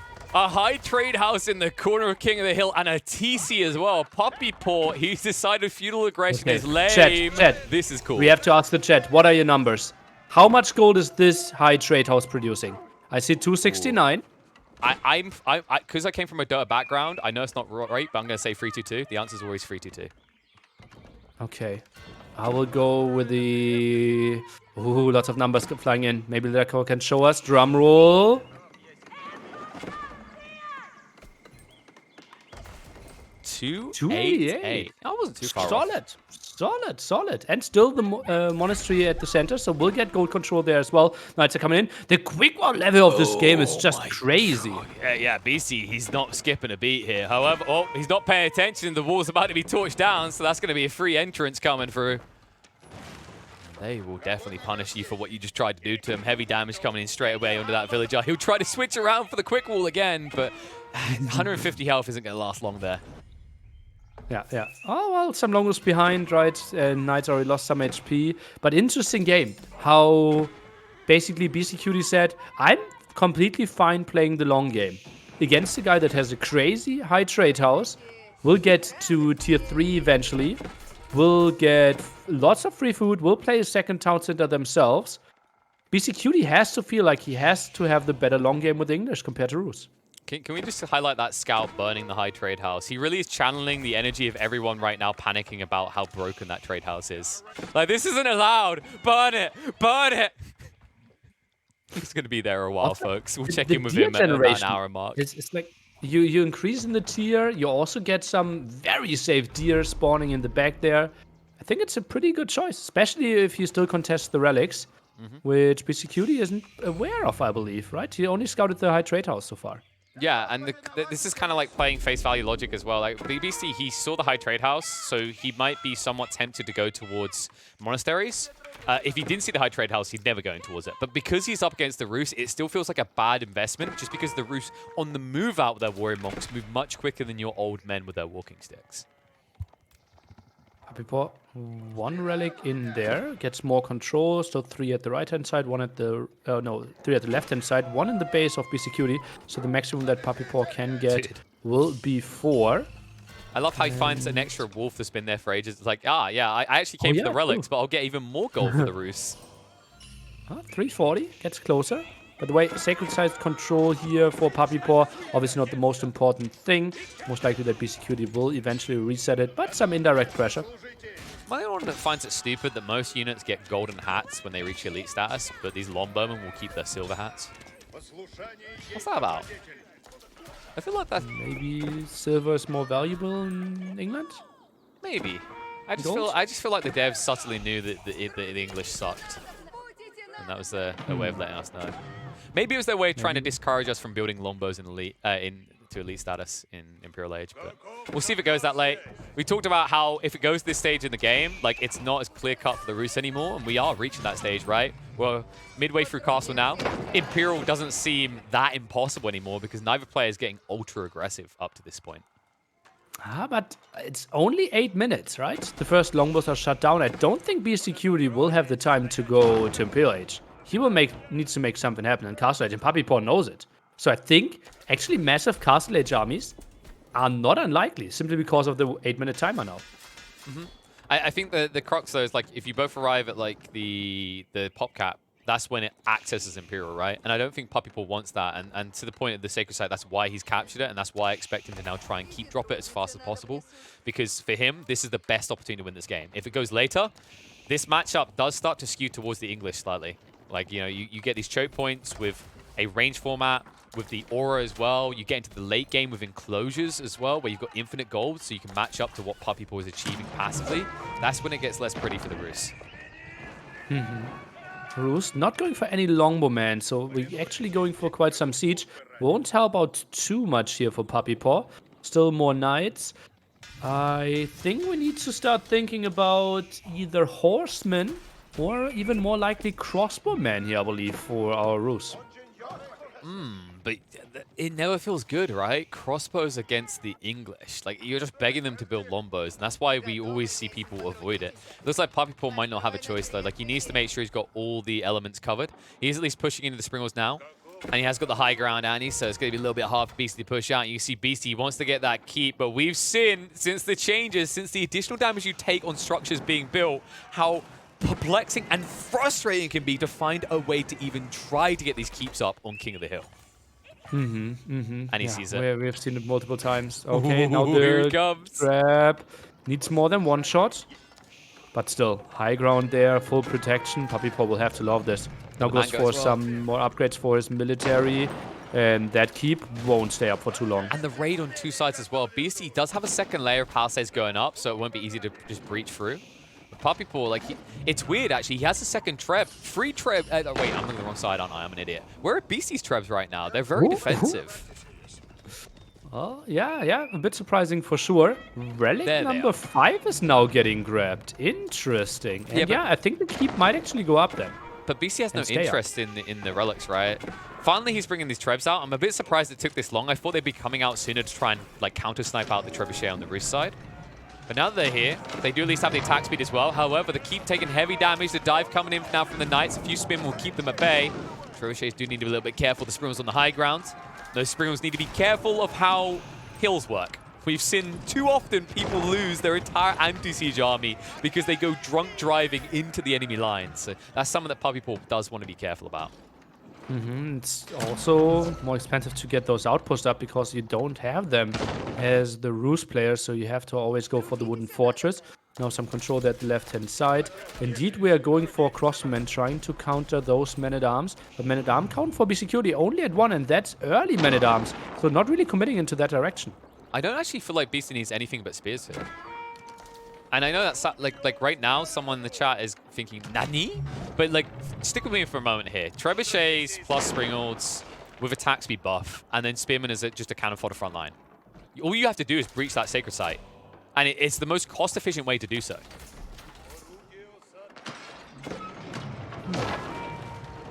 We're just trying to get some outposts up. Trap still around. Tries to dive in deep. Not a lot of damage output here. Only by the keep. Maybe some repair. Force the traps away.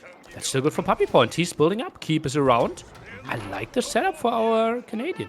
And I'm going to reiterate, spears only and just siege. Like, Beasty needs it ASAP, but the problem right now that he's running into is, like, it just feels like his villager count, you wouldn't believe it's at 72. He's not able to actually keep up with production demand. Up to 3 Springals, 4th one coming out soon. And this is the other issue, like the gatekeeping factor. Unless you want to build additional siege workshops or additional keeps, like, the barrier of entry to getting a faster producing siege line, either way, is expensive. You either pay 300 wood or 800 stone as the price of admission. Well, let's see what he wants to go for, because like siege count still not that nice. Another trap takes quite some time. 3 traps moving forward. Timer. I'm getting a bit scared. 345. Yeah, he's going to have to go soon. And the spear count hasn't really been increasing very much. In fact, something that's been notable about BC's eco this whole time through, look at the number. It's barely been over 200. He's got 600 food per minute, but he's spending it just as quickly as he's gaining it to try and push more villages. It's all about wood and gold. And my issue with that is, once again, the limit isn't necessarily the amount of resource you get. It's the amount of production you have. You only have 2 buildings that can push these siege, and these siege do not come out fast. Trap still not really finding too much, right? Springles being microed quite nicely, and military count is relatively low, simply because it doesn't really matter, right? You have the keep, you have the wooden fortress here. It's all about siege right now. I just want to praise PuppyPaw's timing. Like, this is an astute timing. If he was 5 minutes more delayed with this, like, BC has enough siege. The build-up of siege for the English is notably slow compared to most other civs. It's why they suffer whenever siege is very popular, because they require additional time compared to the Chinese, the Delhi, the Rus. There's so many other civs that get there quicker. Obviously, the Abbasids and the Mongols amongst them. The English are on the lower side. They have this attack speed buff, which is great when you have enough units, but getting to that unit count has always been their problem. And we have been questioning PuppyPaw for its civilization choice. Roost not being used on Highview or Lipany. And we see why. PuppyPaw arriving with a plan. Went for full map control. Got so many advantages for himself and Beastyqt. Now facing literally an uphill battle and it's not getting onto the numbers. Sprinkle count 6 for Beastyqt, 11 for PuppyPaw. And let's keep in mind the way that elevation works, the way that Sprinkles can bug out, works both ways. So Beasty can get tricked by this just as much as PuppyPaw. And PuppyPaw, you can see he's just trying to go for those often probe attempts, maybe just snipe out a Springald here or there. It's not going over for free, but there's the bell ringing. 2 minutes until defeat. Beasty has to make a move soon, and now he's amassing Spearmen up to 25. He's running out of time fast. Oh, we need more production here. Maybe some villagers could be pulled as well. Goes for more stone. And now we see the Springald placement. I think we already saw boiling oil. That could be really nice when the spearmen are coming in. But 25 spearmen, I don't think that will last too long. Aggressive castle. It's on. This is ambitious. More ambitious than aggressive. Look at the pull forward. The villagers going in. They need to get enough health on this before the trip shots come in. The spearmen push forward to hold back the knights. The ensuing fight as the Springald move in range, but the hill betrays them. They need to retreat away. They rush forward. The spearmen are getting in. It's falling apart. The keeper's constructing up almost complete, and then he will not take the 50% bonus damage. Beasty, he gets it up. He keeps it alive. Spearmen pushing in. Frontline gone. PuppyPaw in an age of siege. He needs an age of infantry here to hold his opponent at bay. The push in. The Springalds targeting out the Trebs, marching forward here. The villagers with the torches out. The Springals trade out in CQB combat underneath the keep of the English, and it gives an opportunity. Now Beasty, with a switch up in the man-at-arms, will dive in. If he can get the villagers off this, he can win the game. If he can cut just a trickle away, he will pause that timer. 40 seconds away from a victory for PuppyPaw. Oh, 40 seconds, will it be enough though? It feels like not a lot of meat here for Beastyqt. Was dropping below 90 population, still some traps alive. The keep is getting reload, tries to go for the sprinkler replacement, but the timer is ticking away. Out of wood, is trying to buy some, dropped some, but only 24 seconds to go. Dives in, gets the decap for a sec. No! He needs to get rid of these troops. The Warrior Monk, the Knight, they're still locking him out. The countdown continues, 15 seconds away. PuppyPaw. Can he keep the dream alive here? The villagers march out. They stand on top of it. They mock him openly. They say, little man with little troop, you have nothing left. The villagers are too slow. 2 seconds to go, and PuppyPaw does it. Finally, game 4. He gets a point on the board. Holy moly, what a great move for PuppyPaw and pulling the villagers there the last moment. The last 12 seconds were basically held by villagers alone. We saw Beastyqt trying to contest it. They keep at the front, and PuppyPaw, honestly, his siege did not a great job there with the sprinkles. But look at how much military was lost within 30 seconds. I mean, you know why they call it King of the Hill, Nili? Because it's very easy to choose the king. There's only one person left alive at the end of that battle, the amount of people who died on both sides. And you know what? Credit to him. It's the second keep at play there. The double arrow fire out from the keeps is what clutched up that game. Beasty, maybe if he actually played a proxy Rax, could have got some man-at-arms onto the point, and that could have been the difference maker. But at the end of the day, you got to credit PuppyPaw for the optimization. I've seen too many players panic rush all their troops onto the point, they get massacred by the ensuing fight, and you have no one left to lock in the cap. But what did PuppyPaw do different here? He shifted in a few villagers at a time, a knight at a time, a warrior monk, anything to delay the timer from chipping down, because for those that aren't aware, if you take away a sliver of the cap on that sacred site, it pauses the countdown. It's better. Yeah, we had the infamous final game of one of Lucifer's series where Beasty, I don't want to say, you know, he stole the mic away from me, but he did spend 2/3 of that game talking about Ark Chapel. And he very much loves Ark Chapel. Maybe given honestly, you know what, this would be the ultimate bait. You know what I was talking about earlier where I said maybe Beasty's been given these guides and it's actually all a bait? Imagine if in this game he randomly just built the Minework Palace. Like, everyone's minds would be blown because he convinced everyone that he hates that landmark more than anything else. He hates that the way he went on about it, Nili, I think he actually hated that landmark more than Protoss. And I can guarantee you Beasty absolutely hates the Protoss. Well, Protoss, obviously not the most liked civilization by non-Protoss players, and I know, right? I'm curious. I'm curious about the approaches here. I think it just is so much about the relics, right? We know if we get into the Regnant's Cathedral, our relics, we will easily see 600 gold there per minute generated. If you get the third relic, if you get 4 relics, the game is basically over. So it's a big run. Relic spawn feels really fair. 3 basically in the center, 1 at the top at the entrance there for PuppyPaw space, 1 at the bottom, basically at the entrance of Beastyqt space. And yeah, pretty happy with that spawn. Yeah, I think this map, like, it's almost like the devs took note that the meta was HRE Hill and Dale, and they worked their asses off to try and balance the generation of relics on this specific map. They've done a pretty damn good job of it. I rarely see unfair generations anymore. It's more the wood lines that, you know, kind of make my hairline vibrate and fall out a little bit, because sometimes the wood lines are very biased towards one player or the other. These ones look somewhat reasonable. Nobody got absolutely scammed in this game. You see they both got kind of reserve wood. There should be a lot of prioritization in the west. And the thing I love about that wood compared to where all the relics are, like, it's opposite sides of the map, right? So there's value in pivoting towards the north side or the south side. Something I want to highlight here in terms of what I was talking about, the different playstyles, it's not just the landmarks. PuppyPaw, I have seen him experiment once or twice with the outpost rush build.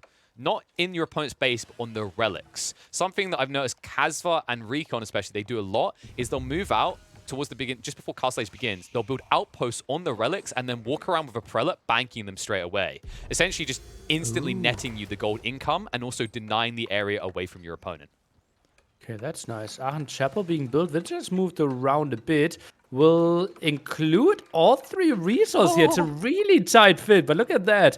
Barely on the edge. Wood villagers, gold villagers, and obviously the food there. Ooh, Beastyqt can't be too unhappy. Well, we see gold not included in this one, so we will probably see a second prelate. Honestly, that was so well threaded. That was such a tight fit that it's the kind of noise I'd expect to be made if a fat person needed to be like jelloed up to be pushed through a door, right? You'd hear like the squeaking as they get pushed through, because like you can see how close it is. The gold line is only going to get buffed when they return to drop off the gold. It's pretty impressive the way he done that. Okay, I thought Passy actually said no talk about your mother on stream, but okay. Well, we can continue here. Aunt. Come on, dude. Okay, I missed it. So, Mill being dropped as well by Beastyqt. Interesting choice there. I'm a bit surprised. Is that actually going to be a play with Wheelbarrow? Speaking of things that would be needed to carry our mums around, Wheelbarrow is a pretty solid way to play. PuppyPaw usually doesn't need it as much because of this push. We actually saw this coming out from, was it Wham or PuppyPaw? I think it was, yeah, it was Wham who was doing this before. So they've been practicing this together, the deer push. I feel like they're the only two players I see do it to this extreme. Well, those two unfortunately plays deer. Were those sniped by Beastyqt earlier? Or did PuppyPaw shoot too early? Because those two next to the wood line, they aren't too pretty. I do find sometimes you can't help but shoot too early, right? You kind of get a little bit excited, and you're like, deer, do something. Actually, you know what it was? Look where they were heading, Nili. They go in the forest, you lose them forever, okay? A smart hunter kills his prey while they're out in the field. Smart hunter kills his prey while they're out in the wild. Okay, today I learned. Still, no deer pushed on Beastyqt's side, though. Still probably happy with how this one works. And indeed, Beastyqt getting Wheelbarrow, kind of indicating that he wants to make something happen in field edge here. We see the stable opening. Beastyqt, is he playing fast castle with Wheelbarrow? That's an atypical build. Yeah, I think PuppyPaw is going to play out into the relics ahead of time, and it'll slow down his castle, but it should allow him to block out his opponent. And now PuppyPaw...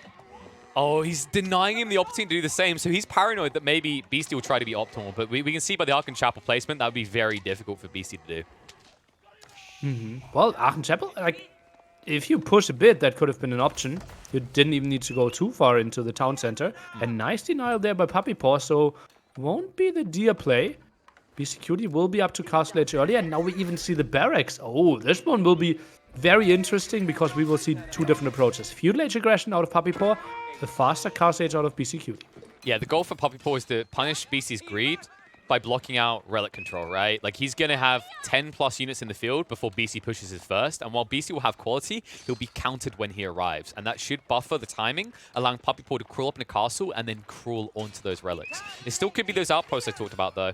Looks like for the time being, he is marching the horsemen towards Beasty's base, so he'll look to get additional value before pulling them back, and he's going to force Beasty's hand.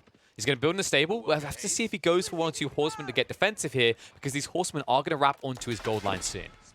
Ooh, will he be forced into it? Ideally, you want to skip them. Goes for 1, maybe to deal with those 2 scouts. Sees the horseman coming over. I wouldn't be surprised if the prelate is even being sent in there, trying to heal a bit. And Beastyqt, now a second horseman. I think queuing up another prelate could make lots of sense now. Yeah, BC only has 1 prelate, right? So, like, if he wants to heal, he has to pull him out of the Ark and Chapel and lose the buff. And it's kind of a weird format that he's done here, because if BC wants to rush Castle Age, he hasn't built a second prelate at all. He won't be in position to move out. And maybe that's for the better side of things, right? Because he didn't want to build any military force, if he'd done that greedy thing we've seen in the past, where you pull the first prelate before you complete Castle, you're just going to lose it. It's going to be minus 100 gold and minus 1 villager, because every time you have to push another prelate, that's 1 villager you could have been pushing instead. Yeah, sometimes we see that, right? People going to Castle Age really greedily and feel, okay, I will try to snag those relics, but if the opponent is doing lots of army, as we can see in Feudal Age here, that's not really going to happen. PuppyPaw behind this, not all-inning, by the way, as you can see, resources, working towards Castle Age himself, but will block the gold, and that means fewer knights. Well, you say fewer knights, but like, look how much gold BC's got in reserve. That should be 2 at least, which is enough to push this away. So it feels like PuppyPaw maybe missed his timing slightly. If he can snipe the prelate, that would be big, but no. Too many horsemen here. Has to take the fight. Spearman with the bonus damage coming out. Scout target first. The prelate heals a little bit too weak, but he will be able to peel them back, keep them alive. 1 horseman is going to go down on each side, though, and the spearman is just unleashed like a beast here. Turns around onto the villagers who are now not being pulled back fast enough. He will retreat them away. A little bit too slow, losing 1. And with that tech up, that should offset the aggression. PuppyPaw, unlikely to continue this dive, now needs to focus on getting his own castle timing.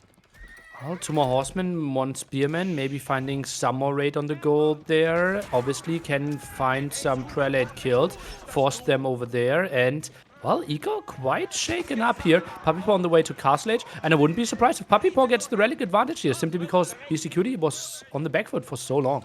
I wouldn't be surprised if it's a Burgrave as well. We'll have to see. Like, it's kind of weird to go Burgrave in mirror matchups, but it depends on what your timing is. It does put you on the clock. We'll just have to see.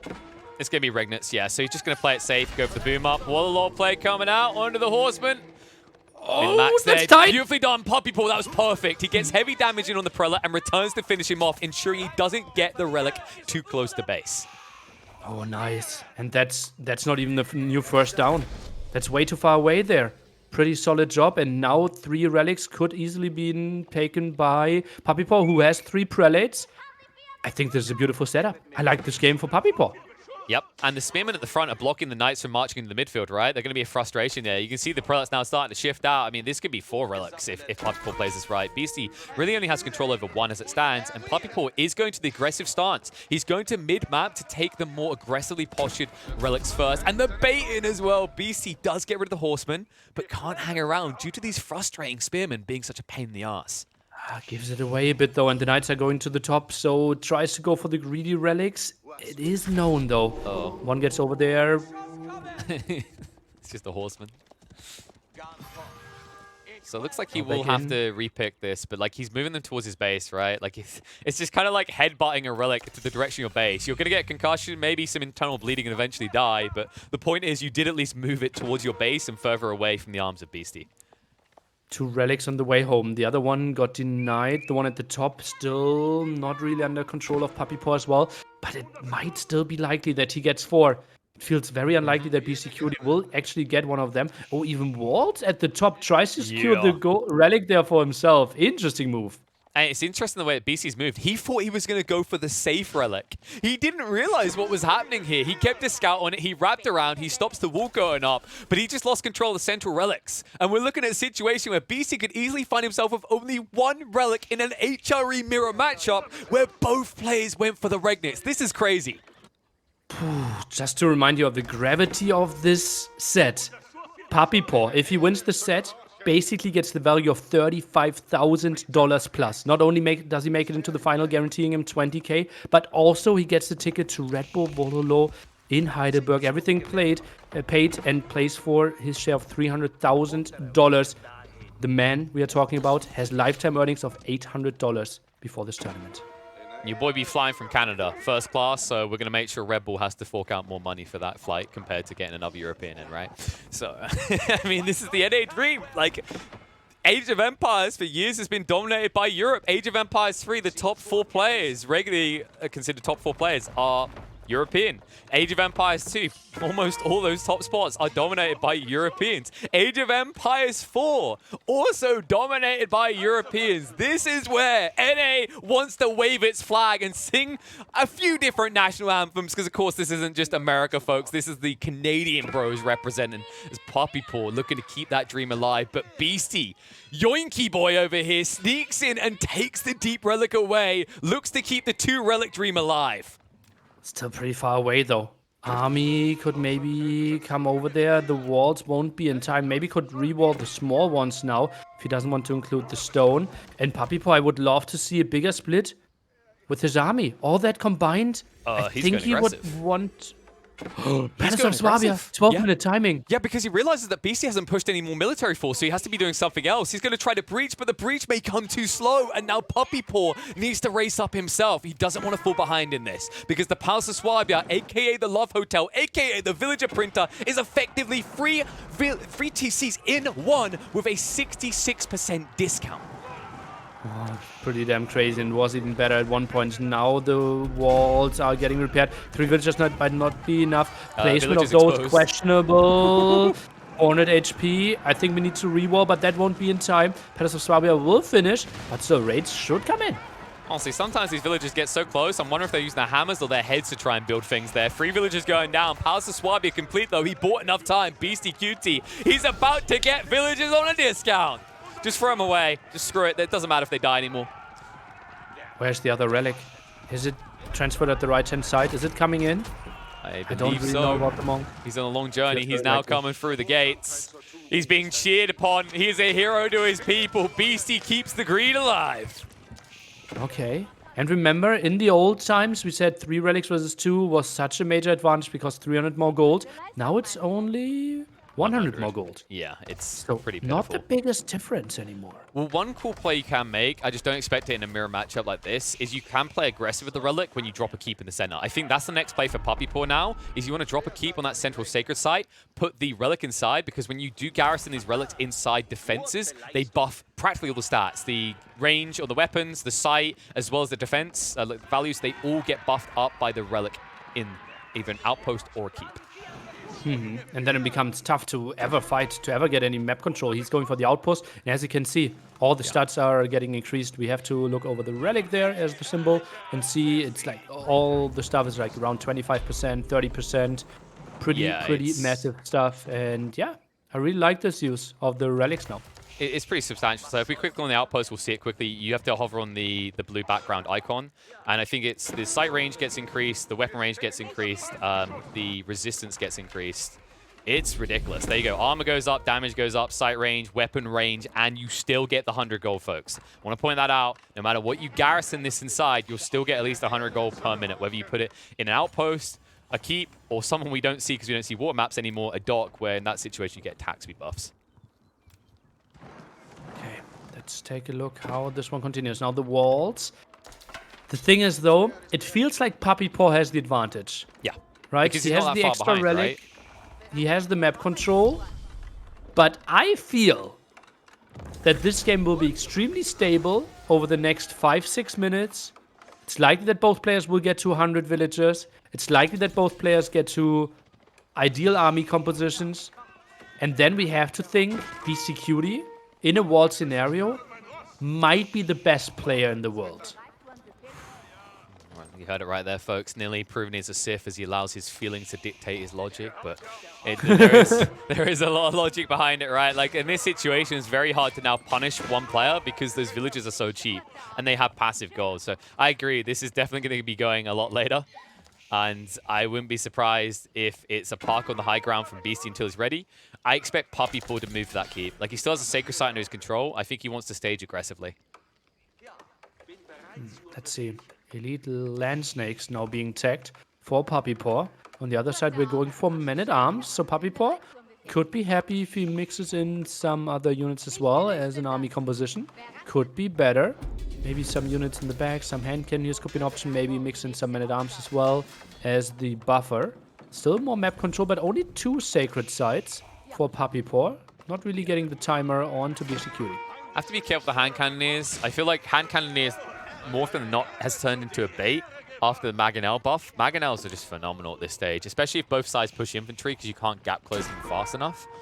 What I'm looking for is who's going to piss Land, Snack, and Spears. And right now, that's PuppyPaw. This is a phenomenal choice, by the way, because once you elite up the Lang, Snack, and the Spearman, it's like they've done laundry day on the same day, right? They both wear the same pantaloons. For some reason, by the way, I don't understand this. Apparently, naked men are stronger. Have you noticed how Spearmen in this game, they start with, like, nice kind of legging armor in Castle, and then when they reach elite status, they essentially just rip the legging armor off and have the same pant color as the Lang, Snack. You notice that? Oh, really? No, never. Yeah, No. it's so ridiculous. And the reason this is important, folks, it's not even that I'm saying this for the memes. It's actually a big deal because when they're charging towards you and you're zoomed out and you're glancing at the fight, Spearman and Langsneck actually look alike. Isn't it like in all Blizzard games that in a female character, if they want to increase we're in armor, MMO now. I say, yeah, they're actually losing clothes? Yeah. Where, like, we start off in proper, like, yeah, I'm a Squire armor. And then by the time I'm, like, Giga Chad, level 200, taking out dragons with one tap, I'm only wearing a thong and a bra that clearly doesn't hide anything. Yeah. The classic MMO 2010 style. And now you have to question why Microsoft bought Blizzard. Well, in fairness, they led the way with MMOs. They didn't lead the way with that trend, though. that came elsewhere. Okay, nice quick walls here. Wait a nice second. Won't achieve anything. Are you... Oh, that's not... No, he's not quick walls. No, he's not even repairing it. No! Oh, PuppyPaw's in! Hello, boys! It's massacring time.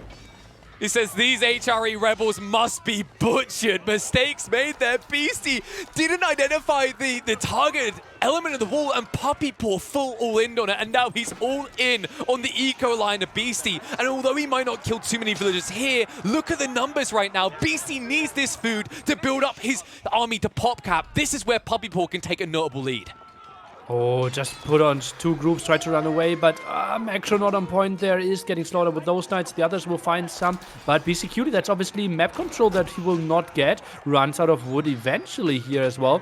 Will find some more kills, and all of a sudden, Beastyqt only a handful of villages ahead. Oh, holy crap. That's such great info gain from PuppyPaw, right? He kills enough villagers to make it worth the trade for the knights, but then also he slows down the food gathering, which means now he'll actually move ahead in terms of pop cap because he should have more surplus. On top of that, at the end, he gets critical info. One of the big issues with Hill and Dale as this game goes on, you run out of wood very fast, right? For the stronghold veterans, you're going to hear wood needed in your head 24/7. You have to come out in the midfield quicker. And now PuppyPaw is fully aware of that time for Beasty and how much wood he has left. It means he can just refocus attention mid-map, and you see that with the intent to wall him in, so he has no option to come out in the wood. Oh, how much wood is that? Maybe like 20 trees in total, 3,000 wood to go. So Beastyqt, that's no siege. He can't go for siege, and that's what makes him so lethal, right? We feel like he is the master of siege and all the great control, but he can maybe afford like 4 bombards. Yeah, this is the problem, right? We know him as CGQT. It's a very catchy name, but like, what else could that be? Horsey QT doesn't really work. Like Man-at-Armsy QT, no. Langsky QT, like these names don't work. He loves his siege, and he's not going to have an option to easily get towards it this game. And every one of these bombards are a risky investment. And you can see it by the wood right now. He's got 1 wood in reserve. Like, he is depleting himself to the maximum just to get a second bombard out. Oh, those walls won't finish. Land snakes will punish. Those God, walls will finish. Bombard out there. Maybe commit against that one, and you will buy yourself a lot of time. But land snakes not great against keep fire. Well, they are great against anything else in the field, though. You just see they turn them into mincemeat, turn around the torches straight away on the outpost, but they're going to back away. As you said, the keep fire a little bit too strong. Line formation shuffle, so he can try and dodge out on the retreat, but he gets the wiggle room required to get that keep online and now get control over the central gold veins. And this is frustrating for Beasty, because if you look at the flanks, these walls are going up. He's running out of easy ways to move to the west and east side of his base. But yeah, it feels like the east side wall is just more important, right? Because that's the closest wood line. Yep. Left-hand side, Beastyqt kind of walled himself away from that one. Anyways, PuppyPaw behind in population. What is he doing with his resources? Not getting the resource on the map. Yeah, Okay, so right now, I talked about Beasty's wood issues, but all of a sudden, PuppyPaw, all we can hear is wood needed, not enough wood, my lord, because he's ran out. He's not set up a new wood. Like, I don't know what happened there. It seems the demand was too high, and that's a big deal because look what he's been pushing. Langsneck, yes, but we talked about the Spearmen as well. Spearmen, that when you mix them in with Langsneck, are a great distraction. They also, as you're playing HRE, you have a unique tech that gives you additional melee armor on that unit. So it's an incredible frontliner in an HRE mirror. That land snake will block the way off, not getting all the upgrades that we need for our infantry here for PuppyPaw. Yeah, that keep is likely to fall, and it just feels like PuppyPaw, yeah, lots of map control will go into horsemen, but is that the army composition you want to go for? I'm not sure about that. I'm perplexed. Like, Spearman, he hasn't even eluded them. Spearman would have been great here still. Your opponent is barely pushing Langsneck. You're pushing a lot more Langsneck. You need a distraction in that formation. Man-at-Arms wouldn't work. You don't want to match that. Horsemen switch up literally counters nothing but the bombards. Yes, you can rush them, but how many are going to die to these Langsneck? Remember, Langsneck, they do spread damage. So if you try to torch down, if you try to Zerg in against bombards, running past these lads, cleaving the Zweihanders side to side, the horses might make it through, but the horsemen are going to be missing a few heads. Oh, who else is missing a few heads? Are those villagers? Some horsemen are coming in there with some land snakes as well, villagers. Well, most of them will make it out there alive. But yeah, not a great expansion by PuppyPaw. Now tries to save himself going for those stone walls. Sacred Side being neutralized. It just feels like Beastyqt is slowly crawling himself forward. And now he has the wood control. Something that should not have been allowed to him. It needs to be a new line. Wood needed isn't the one he was. Like, wood most definitely gained here. And just a relief sound because that looks so good right there. Look at the reserves as well. Beastyqt, 1.5k in reserve. Only gold is his limited factor. But the beautiful thing about this expansion, the direction he's taking, look at all the gold veins in the center. If he gets a keep down here, PuppyPaw can't push him out. Look at this Beastyqt game. Look at this Beastyqt game. Just It's one so- wood line means he feels safe enough to just stonewall the full map. He Look- is fine playing the 2-hour game 3 against 2 relics. And it's all because of that aggression on the north side that baited PuppyPaw's attention. When you see 1,000,001 Langs deck responding, your first thought is, oh, we're all gonna die! But then your second thought is, yeah, but the whole Empire's gonna live because his whole army is in the northern corner. They can't do anything. Go get the wood. And it's exactly what Beasty does in this game. From a dire circumstance into a thriving situation in the blink of an eye. Find some villager kills there as well. He just makes so much happen with so few units. Now gets all the crucial upgrades, as we can see as well. Both going for the HP for the infantry. Tries to raid the left-hand side as well. And all of a sudden, it feels like Beastyqt has more wood control than PuppyPaw. I honestly feel like PuppyPaw went from being the aggressor to reactionary. Folks, if you want to win games, like, #1 tip, get proactive instead of reactive. If you're reactive, find a way to become proactive from that. But I haven't seen that once in the last 3 minutes from PuppyPaw. Everything he does is a reaction to Beastyqt. And every time he shows up, like, it's honestly like fighting rebels. It's guerrilla warfare here. You're like, we've been assaulted in Sector 15. You arrive, they're already gone. We're being assaulted in Sector 12. Why can't we ever be in the right place at the right time? And the answer, PuppyPaw, is because you're never aggressing.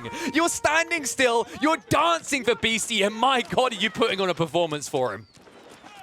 He kept his army so much in the center while Beastyqt was not trying to contest the center. If PuppyPaw had like 2-3 siege units and could push the area, I could see that one work. But look at that. He's just tightening the area that PuppyPaw is controlling. What is this play? Over and over stone walls. Well, I said sectors, right? So how do you create sectors, Nili? You have to wall them in. Sector 2, there's going to be at least 12 sectors at this rate. The amount of walls going up from Beastyqt. The Great Wall of Beasty here. As it's just separating PuppyPaw's control. The only thing keeping him on this west side of the map is that keep. And why is that important? Look at the resources here. Don't get baited. The gold of this game is not gold. It is wood. And there is so much wood on the west side, which is exactly why Beasty will fight you tooth and nail for this area. Damn, look at this perfect map control by Beastyqt. More wood control here at the left-hand side still for PuppyPaw. He's not out, but he still gets lots of control at the right-hand side, but it's just controlled more gold. And army composition is so much better. I don't know why we are going for horsemen at all. That's not your typical army that you want to go for in an HIE mirror. It's because he's being outpaced. Like, remember what I said about being proactive? Well, he's trying to have the best of both worlds. He wants his cake and he wants to eat it as well. We've already been over that subject before. You can't have both. And that's exactly what he thinks he's going to get with Horsemen. He's able to get there quick enough and then go aggressive. The problem is Horsemen alone are not good enough. And as a cannon fodder unit, they are more pricey and less effective than Spearmen, which means your Langs deck might be exposed faster and your economy is going to be drained quicker than an ulterior type of composition. Oh, villagers. Bombards, They don't go! want to fight against land snakes, though. Ooh, that could have been dicey. Like 2-3 slices and all those villagers could have been murdered. They're so close together. Now goes for the bombard upgrade. Tries to get closer to the keep. And oh no, they're so clumped up. Oh no! No! The people! PuppyPaw is not a man of the people! He's an oppressive noble sitting in his castle saying, build, you slaves! They'll do everything and anything to keep it alive, but they will not be able to keep themselves alive. Look at the villager deficit, 87 to 140. Oh, land snakes and more horsemen in the queue, but is that really that important? The bombard deals with that. More walls here, and as you can see, not the greatest units to kill those walls. 2 traps, 4 coverings. Okay, some more raids. They could maybe find something. Pretty unprotected woodline here for Beastyqt. Let's take a look what they will find. Have they blindfolded themselves? Are they on a quest? Are they looking for the Holy Grail? Hello? Hello? Just passing, I guess. Oh, okay. Yeah. I see. It's the deep-rooted. No, it's deep-rooted espionage. Colder, warmer. No. Warmer? It's deep-rooted espionage. You pretend you're with them, like, yep, Warmer, just passing warmer, through. warmer. We're part of the Oh, army. warm. No, Hot. we're not. Psych, suckers! Oh, these Zweihanders. That'll do some serious damage here. Beasty hasn't realized either because he's taking a fight in the center up against PuppyPaw, who's forcing his hand. But now the hands of Beasty will reach around with the Zweihanders onto the horsemen, try to chunk them down. The whole while the bombards being targeted out. The switch up into Culverins paying off as PuppyPaw looks to fight back, but he needs to retreat fast. These Culverins move slow. These Langs deck do not. Military pretty low for both players, around 40 here. Only the better thing for Beastyqt is the villager count. Oh, 3 Culverines kind of out of there. Villagers trying to get back to it. And enough army to block it off, though. And the Culverins are going to try to snipe out any remaining Lang stack here to make sure that Beastie's army gets wiped. And now the keep goes up. PuppyPaw trying to re-establish control. The breach point is being repaired, though, so no easy way to flow in. And Beastie will flood out into the north side here. Finds his opponent on the gold. PuppyPaw, frustrating, but won't put him out of this game. Still has 4,000 gold in reserve. Okay, it's fine with that, but losing the villagers obviously will hurt. That army is a nice clear up. Pretty much the... It's not. Okay, so still no wood control. How's the wood income looking for Beastyqt? Look at that, down to 300 right now. Yeah, but look at PuppyPaw's as well. Like he's struggling to keep up with demand right now due to the trades, and his wood line is about to expose. Beastie's returned the favor. He's moving in with his own Lang stack onto that wood line to the west side. But it looks like he pulled back. Yeah, he went in, but I think he actually got shot down because he only went with 3 or 4. So Beastie's waiting for a moment of attention draw. I think he wants to force a fight elsewhere and then sneak in and take out the wood line in one foul swoop.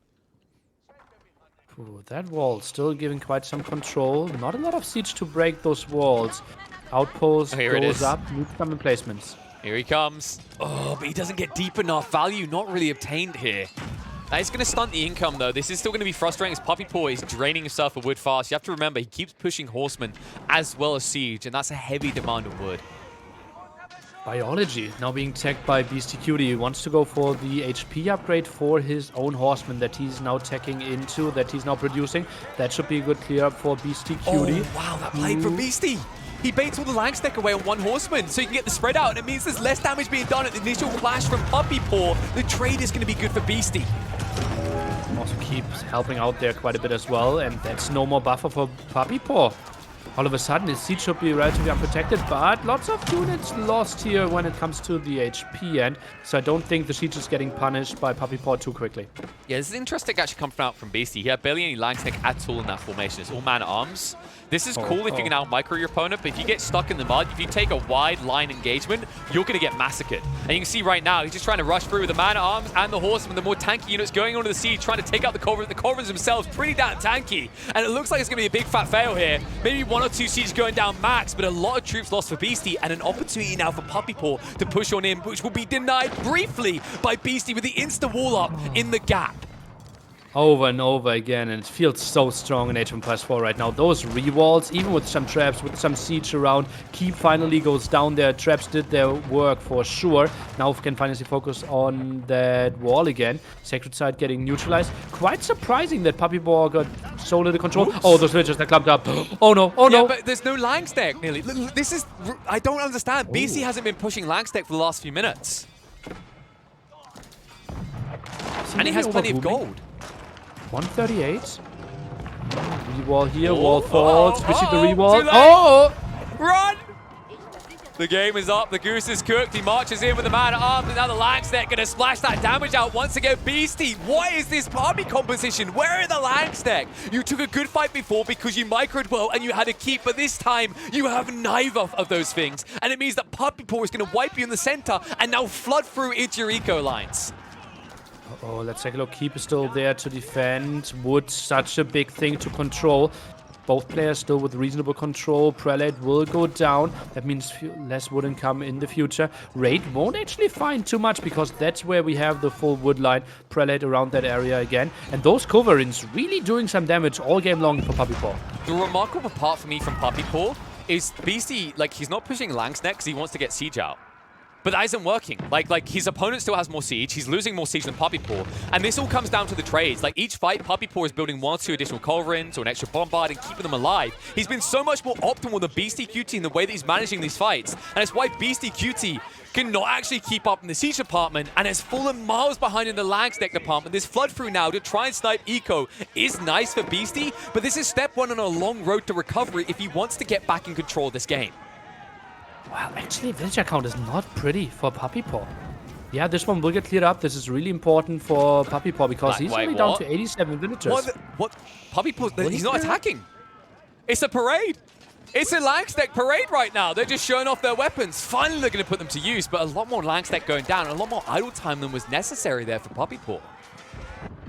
Okay, and food income won't be that pretty, right? Bombard's now out for Beastyqt, something he couldn't afford for quite some time. That tower is still annoying, finds more and more villager kills for sure here. No real reaction, but enough coverings to deal with that. If it wasn't for the land snakes, now closing down the distance. No, PuppyPaw, he pulled the entire army. He exposed the siege.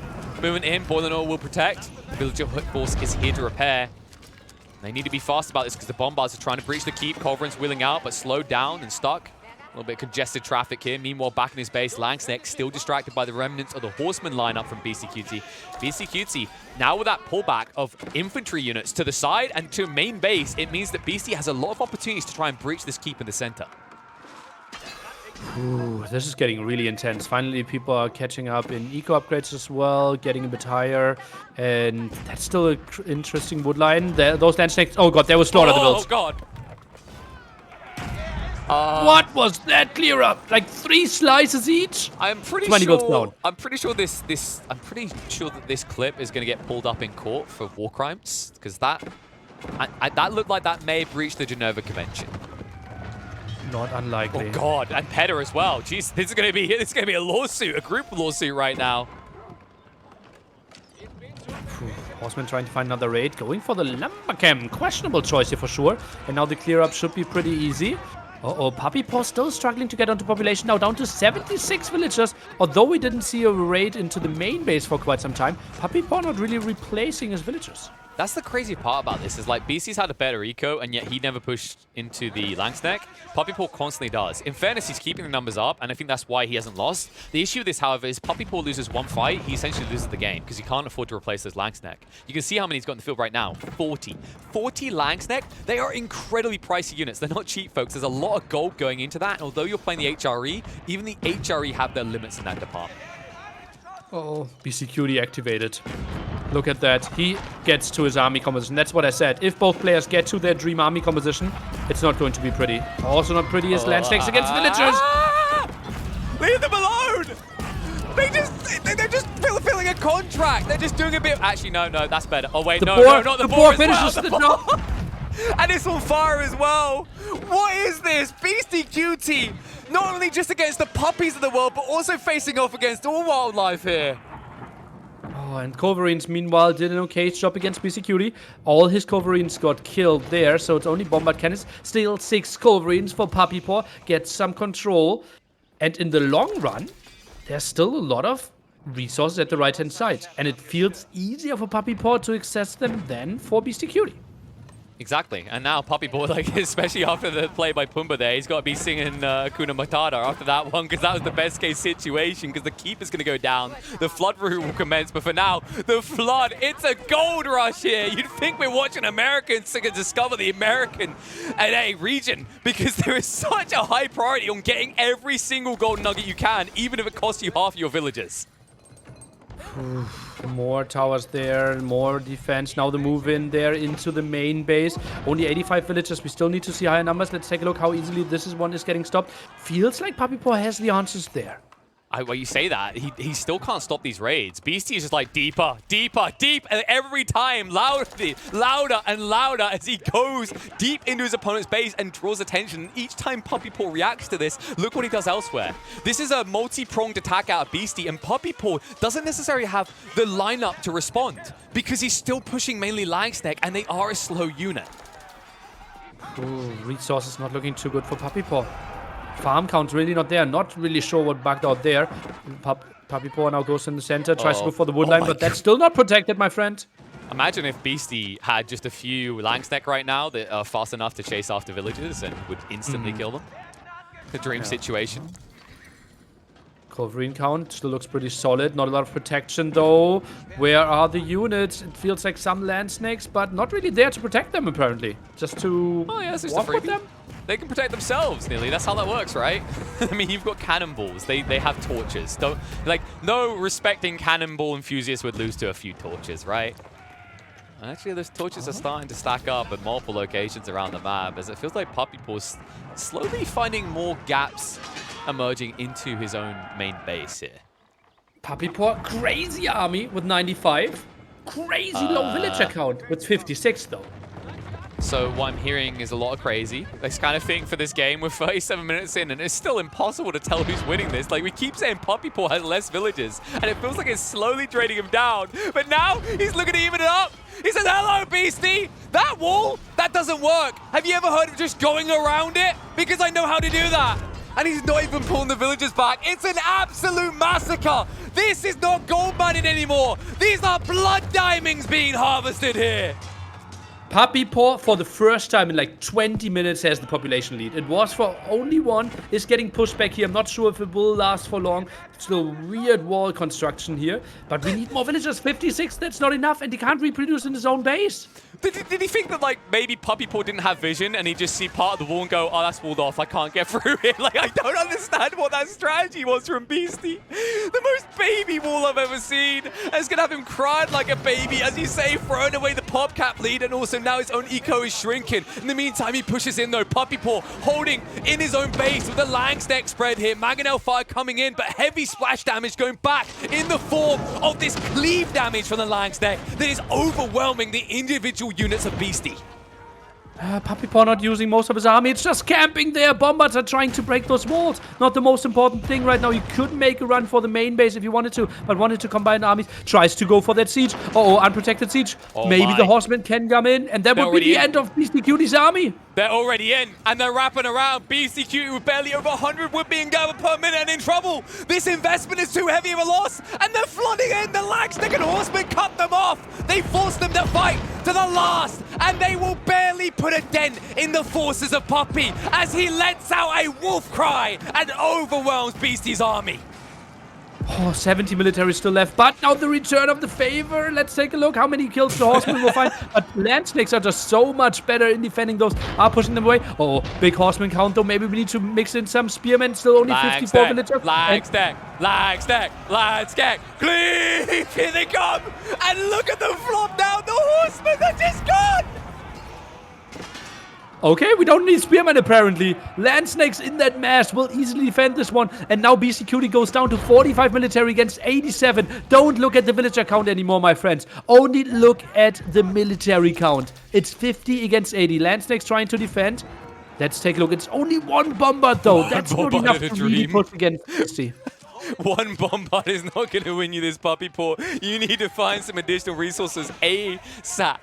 Because right now, Beasty is diving in deep, trying to shut down your food source. If the food source is gone, so are your Langs next. Shortly after that, PuppyPaw, he gains a big lead in the center fight. But now, it is a very, very slow siege, offering a lot of opportunities for Beasty to respond. Land snakes will easily clear this one up. Such a good unit, apparently. 126 population. PuppyPaw can't be happy with that one. And Beastyqt, he's happy to find some villager kills. Happy to dwindle away small numbers here. Traps are going to be lost as well. Oh man, Beastyqt is so good at maneuvering those situations. He sneaks around it. I mean, this is great. I love what Beasty's done here. We've all kind of experienced this life. When you encounter a big problem, an unassailable problem, Langstack in this situation, something you just can't deal with right now, you know what you do, Nili? You ignore it. Okay. That's what he's done here. And now mixing in just a few Langstack, he's going to do a lot of damage. And the villagers in the mixer as well. PuppyPaw, look how quickly he's been depleted. Now down to 33 Langstack. 47 villagers remaining, 51 military force. Beasty is fully recovered though. He's still plus 100 on the eco. 47 military. Langstack heavily injured. PuppyPaw is being picked apart. It's death by 1,000 cuts. And although he might swing for a knockout punch every once in a while, so far, Beasty keeps finessing and dodging. How good is Beastyqt in late game scenarios? Keeps his opponent below 80 population now with all the production. Beastyqt is going into the finals. Ladies and gentlemen, Beasty has done it. PuppyPaw, but despite probably one of his best showings here at Golden League, he cannot overcome the beast. Beastyqt will be your first qualifier to the grand finals of Golden League. And with that, things just got a whole lot more hype because it means third place will also be an invitee for Red Bull Wallalol Legacy. So tomorrow, the opener, the appetizer before the finals, might actually be a more important game to some of them, because it's so much on the line for PuppyPaw, plus the loser of Viper and Marine Lord, the set that is coming up next. What a crazy day ahead of us tomorrow, and what a crazy performance by Beastyqt today. And I said it, PuppyPaw with a better positioning going into the late game, but Beastyqt arguably the best late game player we have on this planet. Yeah, it's something we talked about before the start of this game, right? The play styles that come out from each of these. PuppyPaw is still a question mark in a lot of ways. I think in some ways he's still finding his way, but he also has these very kind of innovative approaches compared to our like top 4 expecteds, right? When you talk about your Marine Lords and your Vipers, you know, these people that we've kind of seen 100 times over. And we get a feel, we say how Marine Lord is very good at early harassment, and we talk with Viper how he tends to go for these exploitive, greedy type plays. Beasty, who's considered to be this very methodical player, and PuppyPaw, like, I still see him as this guy with the cheeky, cheesy strategies, with the Mongol outpost rushes, these type of things. And I think we saw that type of aggression in this game, right? Like, the play into Lang's deck when Beasty was ignoring it almost netted him the win, but you see the weakness of this formation. It's very pricey, and if you can't keep up the cost demand, then you just dry up in the blink of an eye.